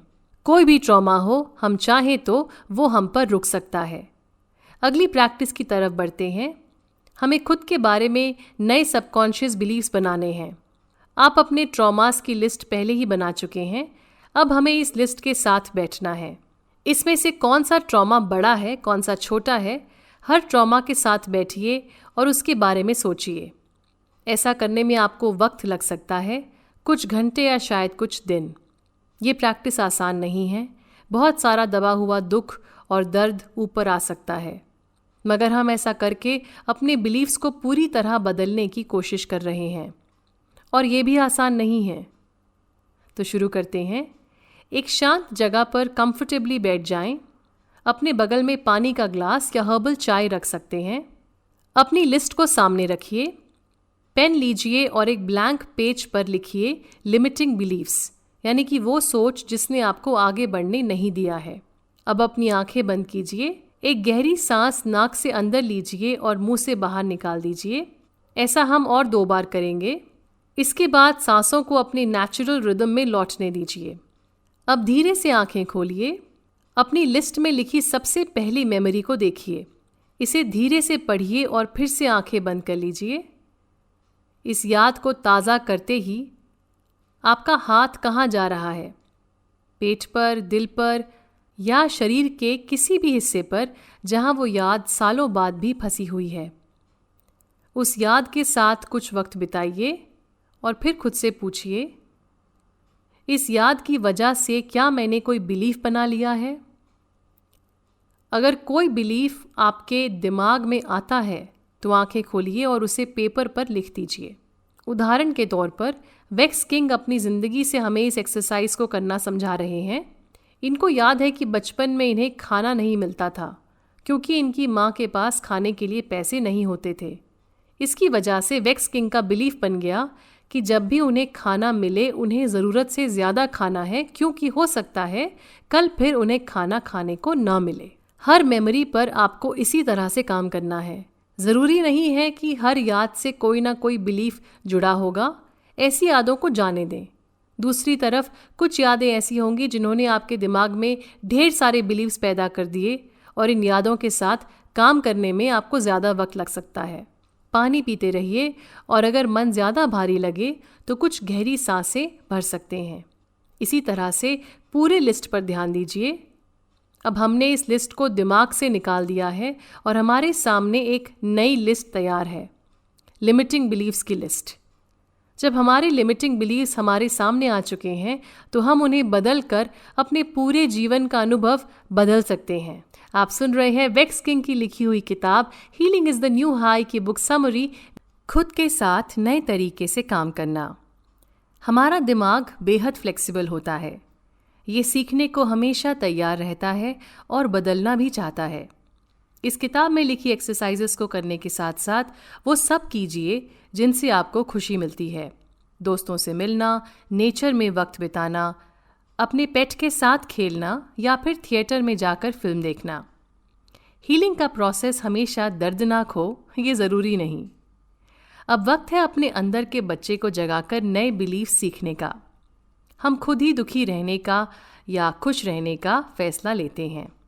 पुराने पैटर्न्स की वजह से हम बार बार उन एक्सपीरियंसेस में फंसते हैं जहां हमें दर्द होता है। जैसे वेक्स किंग बार बार जंक खाना खाते थे। ये खाना खाकर वो अंदर से कमज़ोर महसूस करते थे, लेकिन दरअसल वो ज़्यादा खाने से ज़िंदगी की बोरियत को दूर करने की कोशिश कर रहे थे। उनकी माँ हमेशा कहती थी कि अच्छी सेहत के लिए खूब सारा भोजन लेना ज़रूरी है। इसीलिए वेक्स किंग का पेट कितना ही भरा क्यों ना हो, वो हर वक्त खाते रहते थे। उन्हें लगता था कि अच्छा खाने से वो खुद की और परिवार की सुरक्षा कर पाएंगे, लेकिन ज़्यादा खाने की वजह से उनका वज़न काफ़ी बढ़ गया और वो खुद से निराश रहने लगे थे। कुछ साल पहले वेक्स किंग के पास एक महिला आई जो अपने एक्स से काफ़ी एडिक्टेड थी। उनका एक्स पार्टनर उन्हें मारता था और इस इंसान के साथ रहना महिला के लिए काफ़ी दर्दनीय था। लेकिन बिना उस झगड़े और मारपीट के ये महिला काफ़ी बोर हो जाती थी और इसीलिए हर बार लौटकर इस आदमी के पास चली जाया करती थी। अपने इस व्यवहार की वजह से ये क्लाइंट खुद से ही परेशान हो चुकी थी। बातचीत से पता चला कि बचपन में इस महिला के माँ बाप भी काफ़ी हिंसक थे, इसीलिए उन्हें ड्रामा और इंटेंसिटी की आदत हो गई थी। ये खुद को पसंद नहीं करती थी और इनके लिए हिंसक बर्ताव जिंदगी की आम ज़रूरत सी बन गई थी। इनका बिलीफ था कि किसी भी रिश्ते में हिंसा ज़रूरी है। हर बार लिमिटिंग बिलीफ्स आसानी से समझ में आ जाए ये ज़रूरी नहीं। कभी कभी कोई छोटा सा इवेंट हमारे अंदर एक ऐसा बीज बो देता है जो हमें सालों तक आगे बढ़ने नहीं देता। वेक्स किंग के एक दोस्त को बचपन में किसी ने एक साइंटिफिक प्रश्न पूछा था। दोस्त ने सवाल का जवाब दिया, मगर पूछने वाले ने इस दोस्त का सबके सामने मजाक उड़ाया और कहा कि वो जवाब गलत था। साथ में ये भी कहा कि जब जवाब नहीं आता तो बोलो कि नहीं आता, ये मत बोलो कि तुम्हें जवाब पता है। इस हादसे की वजह से आज तक ये शख्स सामने आकर किसी सवाल का जवाब नहीं देता। वो चुप रहता है क्योंकि उसे लगता है कि जवाब गलत होने पर सब उस पर हंसेंगे। इस शख्स को काफ़ी बातों का ज्ञान है और इसकी बातें सुनकर लोगों को फ़ायदा हो सकता है, मगर इसके लिमिटिंग बिलीफ ने इसे ज़िंदगी में आगे बढ़ने से रोका हुआ है। हमारे सारे अनुभवों ने ही हमारे बिलीव्स का निर्माण किया है। कुछ बिलीव्स हमारे लिए फ़ायदेमंद हैं, कुछ के होने ना होने से कोई फ़र्क नहीं पड़ता और कुछ हमारे लिए काफ़ी हानिकारक हैं। बचपन में जो भी हुआ उसके लिए हम जिम्मेदार नहीं हैं, लेकिन बचपन की कंडीशनिंग को अब बदलने की जिम्मेदारी हमारी ज़रूर है। बीते हुए कल को कोसने से हमारा आज नहीं बदल सकता। रीपेरेंटिंग एक तरीका है जो माँ बाप को सिखाया जाता है ताकि वो अपने बचपन के बिलीव्स पर काम करें और अपने छोटे बच्चों तक उन बिलीव्स को पहुँचने ना दें। लेकिन ये तरीका किसी के लिए भी फ़ायदेमंद हो सकता है। कैथरीन टेलर ने अपनी किताब द इनर चाइल्ड वर्कबुक में रीपेरेंटिंग के 6 स्टेप्स के बारे में लिखा है। अगर आप चाहें तो आप ये किताब भी पढ़ सकते हैं। रीपेरेंटिंग के ज़रिए आप खुद को अपनी ज़िंदगी में नए अनुभवों को लाने की अनुमति देते हैं। इसके अलावा कौन सा अनुभव आपको याद रखना है और किस याद की सीख को समझकर उसे जाने देना है, ये भी हम रीपेरेंटिंग से सीख सकते हैं। सोचिए कि आप खुद के साथ बैठे हैं, आप अपने बचपन की आंखों में आंखें डालकर देख रहे हैं। आप खुद से कहते हैं कि तुमने उस बात को सच माना था ना, वो सच नहीं है। तुम रो सकते हो, चिल्ला सकते हो। मानता हूँ कि उस बात को छोड़ना तुम्हारे लिए मुश्किल है, लेकिन अब तुम बिल्कुल सुरक्षित हो और प्यार के हकदार हो। वेक्स किंग के दोस्त ने खुद को बचपन के दर्द से इसी तरह बाहर निकाला। उन्होंने अपने इनर चाइल्ड की आंखों में देखा और उस बच्चे के जवाब का मजाक उड़ाने की बजाय उससे कहा, वाओ, ये कितना अच्छा जवाब दिया तुमने। सही जवाब कुछ और है, लेकिन तुम कितना कुछ जानते हो, शाबाश। इस साधारण सी एक्सरसाइज से इनके दोस्त के बचपन का ट्रॉमा ठीक हो गया। इसी तरह हमें भी अपने इनर चाइल्ड के साथ समझदारी और प्यार से पेश आना है। बड़े होने के बाद भी हम नए एहसास और अनुभव के साथ अपने दिमाग के न्यूरल पाथवेज को बदल सकते हैं। उदाहरण के लिए, अगर आप खुद से बार बार कहेंगे कि आप किसी काम के नहीं हैं, तो आपके दिमाग में न्यूरल पाथवेज बनेंगे जिनसे ऐसे ही इमोशंस निकलेंगे, जिससे आपको फिर यही लगेगा कि आप वाकई में किसी काम के नहीं हैं।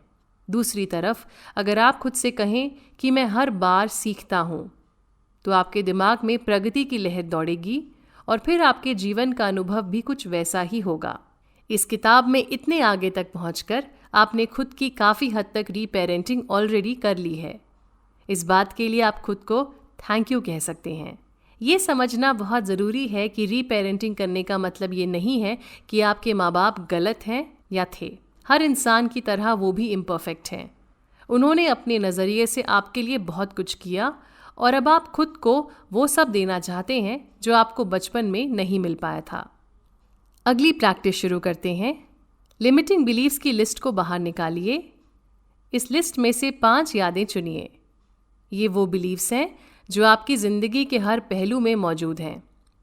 इन बिलीव्स की वजह से आप रिस्क्स नहीं ले पाते हैं, आपको अक्सर खुद पर डाउट होता है और आपके रिश्ते मजबूत नहीं बन पाते हैं। उदाहरण के लिए वेक्स किंग ने अपनी लिस्ट में से ये 5 लिमिटिंग बिलीव्स निकाले। मैं अपने भविष्य को बदल नहीं सकता और ये जीवन एक कभी ना ख़त्म होने वाला संघर्ष है। मैं हमेशा गरीब ही रहूँगा। मुझे जीवन में सच्चा प्यार कभी भी नसीब नहीं होगा। बाकी लोगों की तरह मेरे पास कोई खास टैलेंट नहीं है। मेरे विचारों को कोई भी सीरियसली नहीं लेगा। हो सके तो इस एक्सरसाइज को रात में सोने से पहले या सुबह उठते ही करने की कोशिश कीजिए। न्यूरोसाइंस के हिसाब से इस वक्त हमारे दिमाग के बदलने की क्षमता सबसे ज़्यादा अधिक होती है।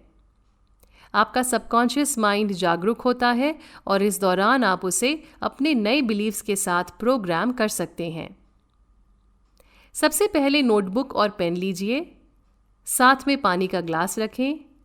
अब बाईं तरफ वो 5 बिलीव्स लिखें जो आपने अभी अभी चुने हैं।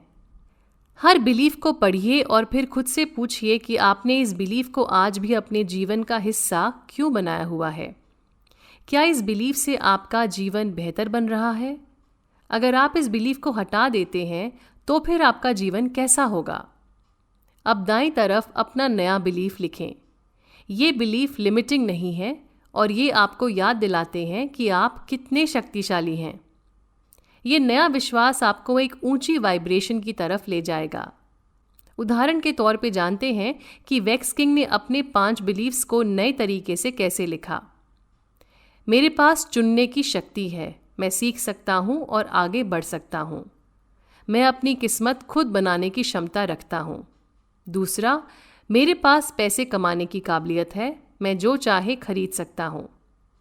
तीसरा, मैं प्यार पाने और प्यार करने के लायक हूँ, मुझ में एक मजबूत रिश्ता बनाने और संभालने की क्षमता है। चौथा, मैं सबसे अलग हूँ, अपने अंदर के छुपे टैलेंट को तलाश कर मैं दुनिया में अपनी जगह बना सकता हूँ। पांचवा, मेरे विचार कीमती हैं और मुझे उन्हें दुनिया के साथ बांटने में खुशी मिलती है। अपना सारा ध्यान अपने इन नए बिलीव्स पर डालने की कोशिश करें। इन्हें पूरी तरह से अपनाने के लिए आपको कुछ सबूत इकट्ठे करने होंगे कि ये आपका नया सच कैसे हैं। अपनी किताब में इन सवाल के जवाब लिखें। सबसे पहला सवाल, अभी तक आपकी ज़िंदगी में ऐसा क्या हुआ है जो इस नए बिलीफ के मुताबिक है? अपने नए बिलीफ को अपना सच बनाने के लिए मैं आज ऐसा क्या अलग कर सकता हूँ? अगर ये बिलीफ मेरी ज़िंदगी का सबसे बड़ा सच है तो फिर मैं कैसे चलूँगा, बोलूँगा, महसूस करूँगा? इसके बाद हमें रोज़ किसी न किसी तरह से इस नए बिलीफ को याद करते हुए अपनी आत्मा तक पहुँचा देना है। आप चाहें तो नए बिलीफ को अपने कमरे में एक कागज़ पर लिखकर चिपका सकते हैं या फिर अलमारी के पीछे, फ्रिज पर, बाथरूम के शीशे पर लिख सकते हैं। चाहे तो फ़ोन पर अलार्म भी लगा सकते हैं। जब भी आपको लगे कि आप पुराने बिलीफ के हिसाब से कोई भी फैसला ले रहे हैं तो अपनी चेतना को वापस लाते हुए नए बिलीफ को दोहराएं। आपके नए बिलीफ से आपके अंदर काफ़ी बदलाव आएंगे। आपको लगेगा कि ये वो चीज़ें हैं जो काश बड़ों ने आपसे कही होती। मगर याद रखिए, अब आप खुद बड़े हैं, इसीलिए ये बिलीव्स खुद से बार बार कहिए। इस एक्सरसाइज से हम अपने अंदर सीखने की इच्छा को दोबारा जागरूक करते हैं। इससे हमारी मेंटल बॉडी अलर्ट हो जाती है और हीलिंग के साथ साथ जीवन के प्रति उत्सुकता भी बढ़ जाती है। वक्त और कोशिश के साथ ये नए बिलीव्स आपकी ज़िंदगी का हिस्सा बन जाएंगे और इन पर विश्वास करना आपके लिए स्वाभाविक हो जाएगा। क्या कभी आपको ऐसा लगा है कि आप कुछ भी नया नहीं सीख रहे हैं या शायद नहीं सीखना चाहते हैं? कई बार किसी दर्दनाक हादसे के बाद हमारे अंदर अचानक से बहुत सारी ऊर्जा आ जाती है। आप ज़िंदगी को नए लोगों से, नए आइडियाज़ से, नए स्किल्स से भर देना चाहते हैं। ब्रेकअप के बाद हेयर स्टाइल बदल देना एक आम बात है, या फिर किसी दुख से दूर जाने के लिए घूमने चले जाना या शहर बदल लेना। लेकिन फिर कुछ समय बाद दुख का बादल वापस लौटता है और इस बार हम अपने अंदर ही खो जाते हैं। ना किसी से मिलने का मन होता है, ना अच्छे कपड़े पहनने का, और ना कुछ नया सीखने की इच्छा होती है। कुछ भी आकर्षक नहीं लगता। सुबह उठने का मन नहीं करता। जब आपको लगता है कि दुनिया में सिर्फ दुख है और आप यहाँ सुरक्षित नहीं हैं, तो फिर बाहर निकलकर कुछ भी करने का मन कैसे करेगा। मगर सच तो ये है कि हीलिंग के लिए सोशल कनेक्शन बेहद ज़रूरी है। इसीलिए धीरे धीरे ही सही, मगर अपने दरवाजे खोलिए। खुद के बारे में और दूसरों के बारे में ज़्यादा जानने की कोशिश कीजिए। देखिए कि आपको कौन सी नई चीज़ सीखने का मन है या आप सीख सकते हैं। खुद को प्यार देने की कोशिश कीजिए। जजमेंट की आदत को छोड़ने की कोशिश कीजिए। किसी भी परिस्थिति को हैंडल करने के एक से ज़्यादा तरीके हो सकते हैं। इसीलिए खुद को या दूसरों को जज करने से हम अपनी हीलिंग जर्नी में पीछे चले जाते हैं। हमें अपनी ज़िंदगी में वैज्ञानिक बनना है जो नई नई चीज़ें सीखता है और आविष्कार करता है, ना कि क्रिटिक जो हर बात में खामियां निकालता है। उन लोगों से मिलिए जो हमेशा कुछ नया सीखने की कोशिश कर रहे होते हैं।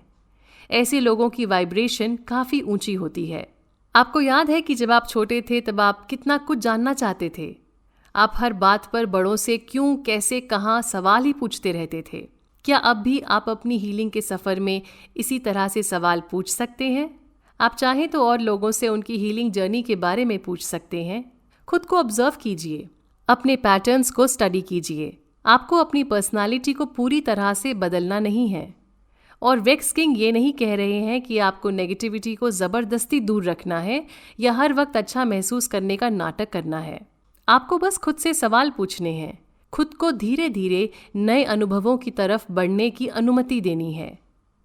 हो सकता है शुरुआत में ये करना आपको थोड़ा मुश्किल लगे, क्योंकि खुद को बाहर निकालने का मतलब है अपने अंदर छुपे चोट खाने के डर का एक बार फिर सामना करना। वेक्स किंग के क्लाइंट्स अक्सर उनसे कहते हैं कि तुम्हारे लिए कहना बहुत आसान है, ये मुझसे नहीं हो पाएगा, तुम नहीं समझ सकते, आदि इत्यादि। ये सच है कि हम किसी और का दर्द पूरी तरह से कभी नहीं समझ सकते, मगर ये भी सच है कि हम सब मुसीबतों से गुजरे हैं और गुजर रहे हैं। हम सबको कभी ना कभी लगा है कि ज़िंदगी अनफेयर है और पूरी दुनिया हमारे खिलाफ क्यों काम कर रही है। वेक्स किंग कहते हैं कि अगर उनकी ज़िंदगी में मुसीबतें नहीं आई होती तो वो ये किताब कभी नहीं लिख पाते। अगर उन्होंने ज़िंदगी में कुछ झेला नहीं होता और वो किसी को जाकर कोई सलाह देते तो उनकी सलाह कौन लेता और कौन मानता। वेक्स किंग दूसरों को वही बता रहे हैं जो उन्होंने खुद किया है। उनकी बात समझकर अगर कोई बेहतर महसूस करने लगता है तो इससे उसके आसपास के लोगों को भी फ़ायदा होगा। बुरे वक्त में खुद से कठोरता से पेश न आए। अगर आप हर समय दुनिया के सामने पीड़ित होने का व्यवहार करेंगे तो फिर दुनिया आपसे एक पीड़ित की तरह ही बर्ताव करेगी। अब चलिए अगले एक्सरसाइज की तरफ बढ़ते हैं। इस मेडिटेशन के ज़रिए आप अपने नए बिलीव्स को सबकॉन्शियस माइंड में उतार पाएंगे। ये मेडिटेशन सिर्फ 10 मिनट का है, लेकिन आप चाहें तो ज़्यादा देर तक बैठ सकते हैं। ये आपकी हीलिंग जर्नी है और आप इसे अपने तरीके से कर सकते हैं। एक शांत जगह पर बैठ जाएं। ध्यान रखिए कि यहाँ आपको कोई भी कम से कम 10 मिनट तक परेशान ना करे। दीवार पर या किसी पेड़ पर अपनी पीठ लगाकर बैठ जाइए। आप अपनी आंखें खुली रख सकते हैं या बंद कर सकते हैं। अब 3 गहरी सांसें लीजिए। नाक से सांस अंदर लीजिए और मुंह से सांस बाहर निकाल दीजिए। अब अपने दोनों हाथों को छाती के बीच रिबकेज पर रखिए। सांस अंदर लीजिए। रिबकेज को उठते और बैठते महसूस कीजिए। अब फिर सांस लीजिए। इस बार दाएं हाथ पर ध्यान लगाइए। दाएं रिब को ऊपर उठता महसूस कीजिए। अब रिब्स के पीछे के हिस्से पर ध्यान केंद्रित कीजिए। इस जगह को एक्सपैंड होता महसूस कीजिए। इसी तरह दाएं हाथ और दाएं रिब पर ध्यान दीजिए। सांस अंदर लीजिए और इस एरिया को एक्सपैंड होता महसूस कीजिए। अब सांस बाहर छोड़ दीजिए। इस ब्रीदिंग पैटर्न को एक बार फिर दोहराइए। अपने हाथों को खुला छोड़ दीजिए। सांसों की प्रक्रिया को सामान्य होने दीजिए। अब याद कीजिए कि आप अपने नए बिलीफ से खुद को क्या संदेश देना चाह रहे हैं। शायद उस नए बिलीफ के नीचे असली संदेश ये है कि आप प्यार के हकदार हैं, या फिर आप बेहद शक्तिशाली हैं, कॉन्फिडेंट हैं, लायक हैं। भविष्य में आप जो चाहें वो बन सकते हैं। उदाहरण के लिए, मैं खुद को प्यार करने की और प्यार पाने की अनुमति दे रहा हूँ, या फिर मैं अपने अंदर की शक्ति और आत्मविश्वास का अनुभव करने के लिए तैयार हूँ। मैं भविष्य को लेकर बेहद उत्तेजित हूँ। अब अपने चेहरे पर एक मुस्कान आने दीजिए। ये सब करते हुए आप आखिर खुद के हीलर बन ही गए हैं। अपने दोनों हाथों को अब अपने पेट के निचले हिस्से पर रख दें। अपने हाथों की गर्माहट को महसूस कीजिए। एक और गहरी सांस अंदर भरिए और फिर उसे मुंह से निकाल दीजिए। हमारा अभ्यास पूरा हो गया है। जब आपका मन करे, आंखें खोल सकते हैं। आप सुन रहे हैं वेक्स किंग की लिखी हुई किताब healing is the new high की बुक समरी, आप कौन हैं। जीवन के अनुभवों में हमारा असली सच कहीं नीचे दब जाता है, लेकिन हम जब चाहें खुद के पास वापस आ सकते हैं। अक्सर लोग आपसे कहते हैं जस्ट बी योरसेल्फ, यानी कि तुम अपने सच से दूर मत जाओ। लेकिन अगर हमें यही नहीं पता कि हमारा सच है क्या, तो ये बातें हमारे लिए किसी काम की नहीं हैं। अब सोचिए कि अगर आपको कभी किसी ने दर्द दिया ही नहीं होता, आपके बारे में कुछ कहा ही नहीं होता, तो फिर आप कैसे होते। कहने का मतलब है कि आप अपने ट्रॉमा के बिना कैसे होंगे। ये सच है कि हमारी मुसीबतों का जिंदगी में एक अहम रोल रहा है, क्योंकि आप आज जो भी हैं, जैसा भी फील करते हैं और जो आपके बिलीव्स हैं, सब कुछ उस ट्रॉमा से जुड़ा हुआ है। मगर ये भी सच है कि हमारा अपने ट्रॉमा के साथ एक स्वस्थ रिश्ता कायम हो सकता है। ट्रॉमा की वजह से हमारे अंदर हिम्मत आती है, हम दूसरों का दर्द समझ पाते हैं, जिंदगी की कद्र कर पाते हैं, अच्छे पलों को खुलकर जी पाते हैं, क्योंकि वो पल हमें दुख के एहसास के बाद मिल रहे हैं। हमारा असली सच हमेशा हमारे साथ होता है। आपकी जिंदगी में कुछ भी हुआ हो, वो नेचुरल इक्विलिब्रियम मौजूद था और अभी भी मौजूद है। उस शक्ति की मदद से आप चूज कर सकते हैं कि किसी भी परिस्थिति में आप किस तरह से रिएक्ट करेंगे, सदमे के चश्मे से या ज्ञान के चश्मे से। सदमे की वजह से हम अपने चारों तरफ दीवार खड़ी कर लेते हैं ताकि कोई हमें दर्द या तकलीफ दे ही ना सके। मगर हीलिंग का मतलब है चुनाव करना। जब कभी कोई आपसे कुछ ऐसा कहे जिसे सुनकर आपको बुरा लगता है, तो आप रुकें और सोचें, क्योंकि उन्होंने अपनी बात से आपके अंदर के दबे चोट को जगाया है। इस ज्ञान के साथ अब आप उन्हें क्या जवाब देना चाहेंगे, ये सोचते हुए रिस्पॉन्स दीजिए। उस वक्त खुद को अपने नए बिलीफ के बारे में याद दिलाएं। बार बार ये करने से नया बिलीफ हमारे जीवन का हिस्सा बन जाता है। द 4 अग्रीमेंट्स नाम की एक जानी मानी किताब है। इस किताब में दूसरा अग्रीमेंट है किसी भी बात को पर्सनली ना लेना, यानी कि जो भी आपको दुख देने की कोशिश करता है वो खुद अंदर से दुखी होता है। उसकी बात को मन से ना लगाएं। आप दूसरे को वही दे सकते हैं जो आपके पास खुद मौजूद है। आप सोशल मीडिया पर कुछ देख रहे हैं और किसी के पोस्ट से आप ट्रिगर हो जाते हैं। आप किसी और की लिखी या कही हुई बात पर कुछ बुरा लिख देते हैं, जिससे आपकी वाइब्रेशन नीचे चली जाती है। आपके अंदर से जो गुस्सा निकलता है वो दरअसल किसी दबे हुए चोट की वजह से है। आप सोशल मीडिया ट्रोल कहलाए जाते हैं। जो लोग अंदर से सुरक्षित महसूस करते हैं वो कभी भी किसी और की कही हुई बात पर अपना मानसिक संतुलन नहीं खोएंगे। आप खुद के लिए बाउंड्रीज बना सकते हैं। उदाहरण के लिए, खुद से वादा कीजिए कि जब भी आप किसी बात पर ट्रिगर्ड फील करें, आप थोड़ा वक्त लेंगे, उस समस्या के साथ बैठेंगे और फिर जवाब देंगे। हमें अपने नए बिलीव्स को अपनी जिंदगी का सच बनाना है। इन बिलीव्स को बार बार दोहराएं ताकि वक्त के साथ आपके दिमाग के लिए इन्हें सच मानना बेहद आसान बन जाए। दरअसल कोई भी परेशान करने वाली परिस्थिति हमारे लिए इन बिलीव्स को अपनाने का एक मौका है। खुद से पूछिए कि सामने वाले ने जो भी कहा है उसकी वजह से मुझे इतना गुस्सा क्यों आ रहा है? मुझे दूसरे इंसान को गलत क्यों साबित करना है? मेरा कौन सा लिमिटिंग बिलीफ मुझे गुस्सा करने पर मजबूर कर रहा है? फिर खुद को अपने नए बिलीफ के बारे में याद दिलाएं। जैसे वेक्स किंग को दुनिया की हर औरत पर गुस्सा आता था क्योंकि एक लड़की ने उनका दिल तोड़ दिया था। ये उनका सच नहीं है, उनका ट्रॉमा उनसे ये करवा रहा था। जब भी वेक्स किंग को एक आत्मविश्वासी लड़की मिलती थी, उन्हें लगता था कि वो उनका फ़ायदा उठाएगी। फिर उन्होंने अपने इस बिलीफ को बदल कर ये कहना शुरू किया, मैं एक सच्ची, नेक और समझदार लड़की के साथ प्यार भरा रिश्ता निभाने के लायक हूँ। जैसे ही उनका पुराना बिलीफ ऊपर आना शुरू करता था, वो खुद को इस नए बिलीफ की याद दिलाते थे।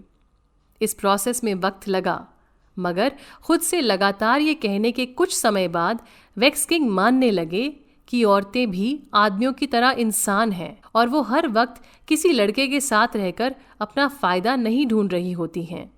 उपनिषद्स के मुताबिक हम यूनिवर्स, भगवान या ऊपर वाले से हर वक्त जुड़े होते हैं। हम वहीं से आते हैं और वहीं वापस भी चले जाते हैं। इसी चीज़ को समझाने के लिए वेक्स किंग के गुरु ने उन्हें एक कहानी सुनाई थी। दो लहरें किनारे की तरफ बढ़ती हैं। पहली लहर डरी हुई है। उसे लगता है कि किनारे तक पहुंचते ही वो टूटकर ख़त्म हो जाएगी। वो रुकना चाह रही है, मगर खुद को रोक ही नहीं पा रही। वो सोच रही है कि दूसरी लहर उससे बड़ी क्यों है, वो ज़्यादा बड़ी क्यों नहीं है। वो कुछ और देर लहर बनकर जीना चाहती है। शायद वो बाकी लहरों जितनी अच्छी नहीं है। अब ये लहर अपने हर पल को कंट्रोल करना चाहती है, इसीलिए उसके मन में डर है और उसे लग रहा है कि उसके साथ सब कुछ गलत हो रहा है। दूसरी तरफ एक और लहर है जो बहुत शांत है। उसे लग रहा है कि वो कुछ पलों के लिए लहर बनी और उसे कितना मज़ा आया। उसे पता है कि वो समंदर से निकली है और वापस समंदर में समा जाएगी। किनारे पर पहुंचने से उसकी हस्ती खत्म नहीं होगी, उसका असली वजूद समंदर में ही है। दूसरी लहर खुद से जुड़ी हुई है। पहली लहर अपने आज का मज़ा नहीं ले पा रही क्योंकि उसे कल के ना होने की ज़्यादा चिंता है। मैं और आप भी एक लहर ही हैं और समंदर हमारा यूनिवर्स या भगवान। अगर हम अपने सोर्स से जुड़े रहेंगे तो हम शांत महसूस करेंगे और हमारे जीवन के अच्छे और बुरे दिन इस अंदरूनी शांति को हमसे दूर नहीं कर पाएंगे। अब अगले अभ्यास की तरफ चलते हैं। खुद से जुड़ा होने का एहसास आता जाता रहता है।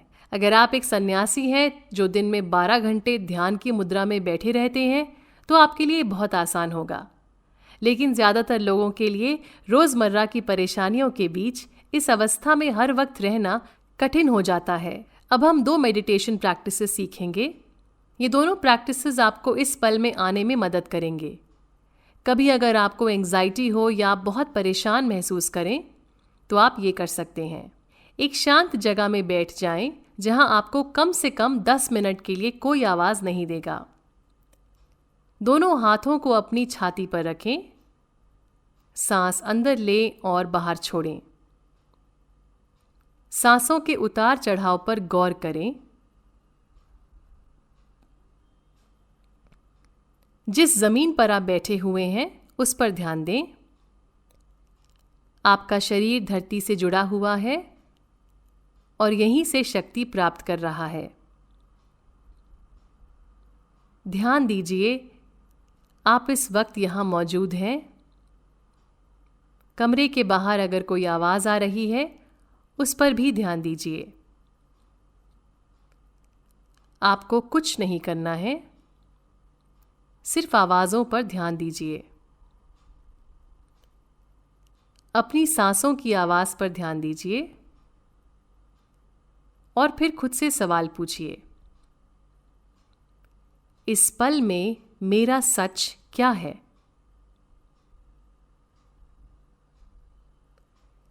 जवाब आपके अंदर से आएगा। खुद को जवाब के लिए प्रेशराइज मत कीजिए। आपका सच है कि आप सांस ले रहे हैं। आपका सच है कि आप हील हो रहे हैं, किसी भी आती हुई सोच को जज मत कीजिए, बस ध्यान दीजिए। अगर मन में कोई नकारात्मक सोच आती है तो पूछिए कि क्या ये सच है, और अगर ये सच नहीं है तो सच क्या है।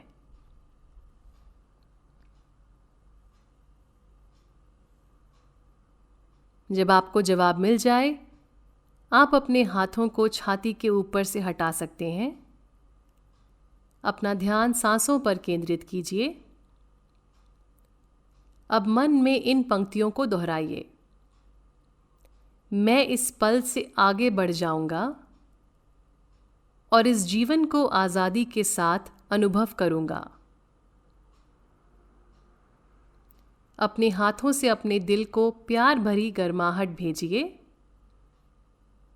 और अपनी आंखें खोल लीजिए। हम अपने ट्रॉमा की वजह से डर में जीते हैं और आने वाले वक्त में ट्रॉमा का इंतज़ार भी करते हैं। ये गलत हुआ और फिर ये हुआ और अब मेरे साथ आगे ये भी गलत होगा। इस तरह से सोचकर और बोलकर हम सदमे के चक्रव्यूह में खुद को खुद ही फंसा लेते हैं। दर्द की आदत हो जाने की वजह से अक्सर लोग अपनी शादी चलाते रहते हैं। हमें हमारा अस्तित्व जीवन साथी के होने से ही महसूस होता है। हमें पता ही नहीं होता कि हम कौन हैं। सच तो ये है कि हमारी ज़िंदगी का निर्माण हम खुद ही कर रहे हैं। असलियत में ना बीता हुआ कल है, ना आने वाला कल। जो है वो आज और अभी है। हम अपने आज के फैसले बीते हुए कल की बुनियाद पर लेते हैं और उन्हें सही भी मान लेते हैं। अगर कोई इंसान एक रिश्ते के प्रति कमिटेड है तो वो अपनी हीलिंग पर ज़रूर काम करना चाहेगा। आपको अपने रिश्तों को लेकर सारे जवाब आज में मिलेंगे और अपने अंदर मिलेंगे। वो जवाब ना बीते हुए कल में हैं और ना आने वाले कल में। कई बार हम इंसान से ज़्यादा इंसान की यादों से प्यार करते हैं और ये काफ़ी तकलीफ़ देता है, लेकिन ये झूठ है। और जब हम ऐसे रिश्तों से खुद को बाहर निकालते हैं तभी हम जीवन में अच्छे रिश्तों को न्योता दे सकते हैं। जब भी आप किसी दुख देने वाली नौकरी या रिश्ते में फंसा हुआ महसूस करें तब खुद से पूछें, अगर मेरा दिल कभी भी टूटा नहीं होता तो मैं क्या करता। अब बढ़ते हैं अगले एक्सरसाइज की तरफ। इस एक्सरसाइज से 2 चीज़ें होंगी। आपके सपने और आपकी इच्छाएं आपके सबकॉन्शियस माइंड तक पहुंच जाएंगी। आपको लगने लगेगा कि जो आप चाहते हैं वो होने वाला है। दूसरी बात, आपकी वाइब्रेशन आपके सपने के मुताबिक बढ़नी शुरू हो जाएगी। आपसे वही ऊर्जा निकलेगी जो आपके सपने की ऊर्जा है और इस तरह आप अपने सपने को जल्द ही बाहरी दुनिया में पूरा होता देख पाएंगे। हम सिर्फ अपनी सोच से खुद को ऊंचे वाइब्रेशन तक ला सकते हैं। इस एक्सरसाइज को आप बिस्तर पर लेटे हुए सोने से पहले कर सकते हैं। आंखें बंद कर लीजिए। एक गहरी सांस अंदर लीजिए। कल्पना कीजिए कि ये सांस आपके शरीर के हर हिस्से तक पहुंच रही है। कुछ देर सांस को रोकिए और फिर छोड़ दीजिए। अब अपनी सांसों को सामान्य स्थिति में वापस ले आइए।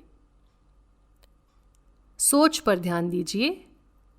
देखिए कैसे एक के बाद एक मन में ख्याल आते जा रहे हैं। कोई भी सोच अच्छी या बुरी नहीं है। उसे आने दीजिए और फिर छोड़ दीजिए। अब सोचिए कि आज से 5 साल बाद आपकी ज़िंदगी कैसी होगी। आप वहाँ पहुँच गए हैं। आज आप अपने सारे दुखों से मुक्त हो चुके हैं। अपने बीते हुए कल से काफ़ी आगे निकल गए हैं। आप खुद से बेहद जुड़े हुए हैं। आप अंदर से आज़ाद महसूस करते हैं और पूरी तरह से हील्ड हैं। इस अंदरूनी बदलाव की वजह से आज आपके सारे सपने पूरे हो चुके हैं। अब देखिए कि आपके आसपास क्या है। आप कैसा महसूस कर रहे हैं। आप चाहें तो सोच सकते हैं कि आपने कैसे कपड़े पहने हुए हैं या फिर आपके आसपास के लोग क्या कर रहे हैं, आपका घर कैसा है और आप कहाँ काम करते हैं। इस जगह पर आपको कैसी खुशबू आ रही है, आपको क्या सुनाई दे रहा है।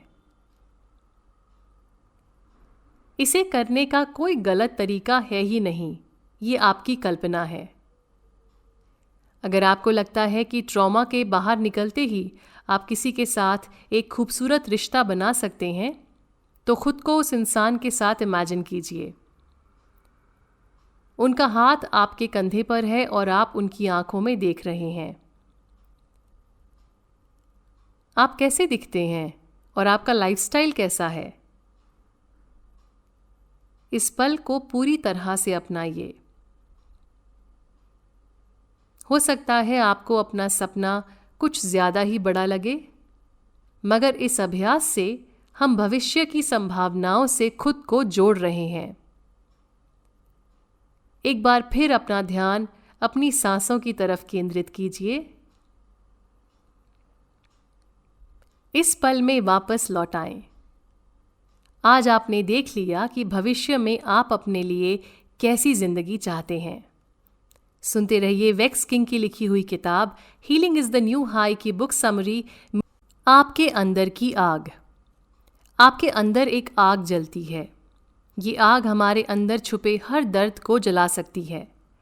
ये आग जानती है कि दरअसल डर हमारा दोस्त है। डर की बात सुनकर हम बहुत कुछ सीख सकते हैं, काफ़ी हादसों से बच भी सकते हैं, मगर डर के भरोसे अपना जीवन व्यतीत बिल्कुल नहीं कर सकते। इस आग को पता है कि भविष्य में हम जो चाहें वो पा सकते हैं, लेकिन कभी कभी ट्रॉमा इस आग को बुझा देता है। इसीलिए अब वक्त है अपने अंदर दबे हुए आग को वापस जलाने का। सेल्फ केयर यानी कि खुद का ख्याल रखना ही वो एक तरीका है जिससे हम अपनी वाइब्रेशन को ऊंचाई तक ले जा सकते हैं। अपनी भावनाओं को अच्छी बातों के पर्दे के पीछे मत छुपाइए। भावनाओं को बदलने के लिए उनका सामना करना ज़रूरी होता है। रोज़ मेडिटेट करने से या लिखने से या फिर सांसों पर ध्यान देने से हम अपने शरीर, दिमाग और आत्मा की देखभाल कर सकते हैं। अब अगले अभ्यास में हम अपने लिए एक सेल्फ केयर रूटीन बनाएंगे। हर इंसान खुद का ध्यान अलग तरीके से रखना चाहेगा। किसी को शाम के स्नान से और एक कप गर्म चाय से शांति मिलती है और किसी को मसाज अच्छा लगता है। हो सकता है शुरुआत में आप सिर्फ शरीर का ध्यान रखना चाहें, लेकिन अब हम अपने सातों बॉडीज़ के बारे में समझ चुके हैं, इसीलिए हम अपने सेल्फ केयर प्रैक्टिसेस से खुद को वो दे पाएंगे जो हमारे पूरे शरीर को बेहतर महसूस करने में मदद करेगा। सबसे पहले किसी शांत जगह में बैठ जाएं। अपनी आँखों को बंद करें और 3 गहरी सांसें लें। एक किताब और कलम अपने साथ रख लीजिएगा। अपने नोटबुक में 3 पेजेस बनाइए। पहले पेज में लिखिए डेली सेल्फ केयर, दूसरे पेज में लिखिए वीकली सेल्फ केयर, तीसरे पेज में लिखिए मंथली सेल्फ केयर। अब अपने दिनचर्या पर ध्यान दें। आपके पास पूरे दिन में 2 से 3 बार 30 मिनट तक का समय होता है, जिसमें या तो आप फ़ोन पर बात करते हैं या फिर नेटफ्लिक्स पर कुछ देख लेते हैं। इस खाली वक्त में हर दिन आप अपने सेल्फ केयर पर ध्यान देंगे। अब थोड़ा सा रिसर्च कीजिए कि किस किस तरह से हम अपना ध्यान रख सकते हैं। वो सारी प्रैक्टिसेस लीजिए जिन्हें आप अपनी ज़िंदगी में अपनाना चाहेंगे। उदाहरण के लिए आप सूर्य नमस्कार कर सकते हैं, लिखने की आदत डाल सकते हैं, खुशबूदार मोमबत्तियाँ जलाना शुरू कर सकते हैं, प्राणायाम भी कर सकते हैं, किताब पढ़ने की आदत डाल सकते हैं। रोज़ 8 चीज़ें लिखिए जिनके लिए आप शुक्रगुजार हैं। प्रकृति में रोज़ वक्त बिताइए, चलने की आदत डालिए, आदि इत्यादि। आप कोई भी सेल्फ केयर प्रैक्टिस आजमा सकते हैं।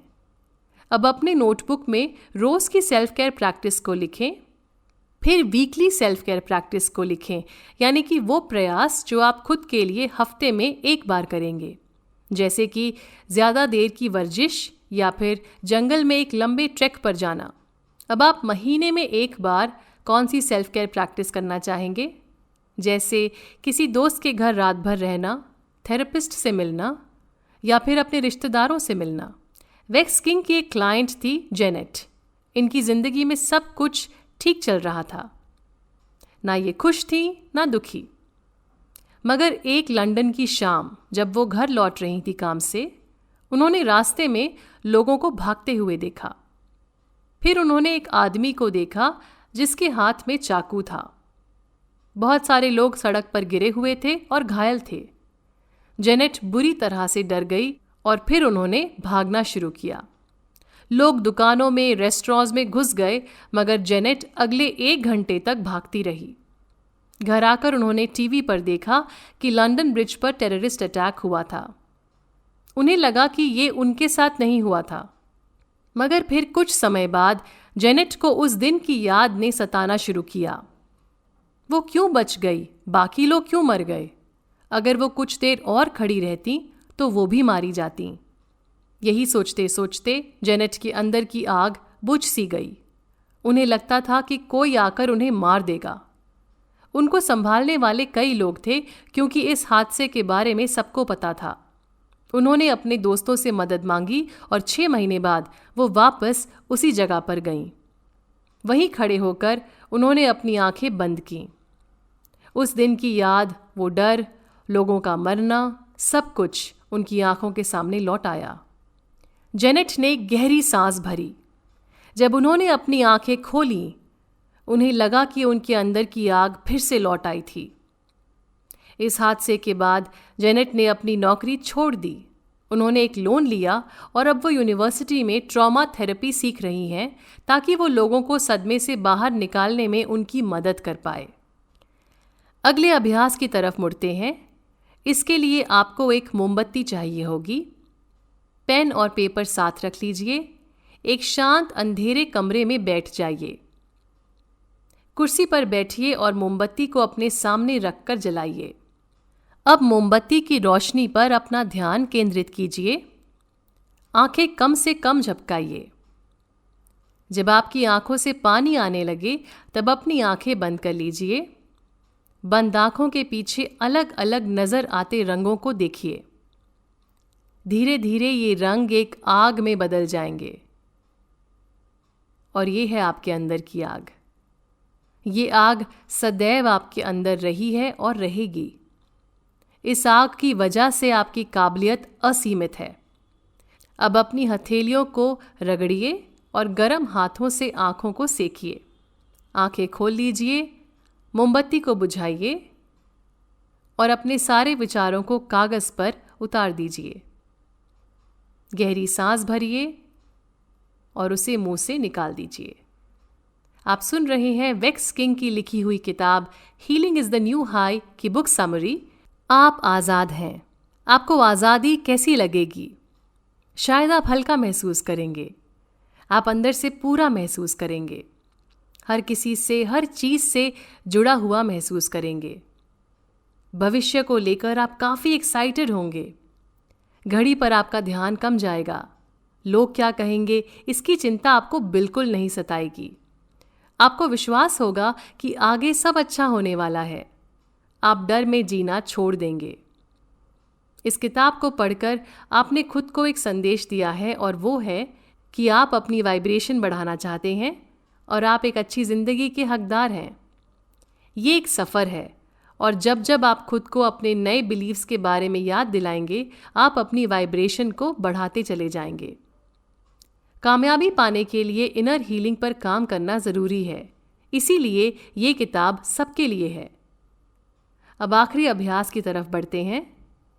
किसी शांत जगह पर पीठ सीधी करके बैठ जाइए।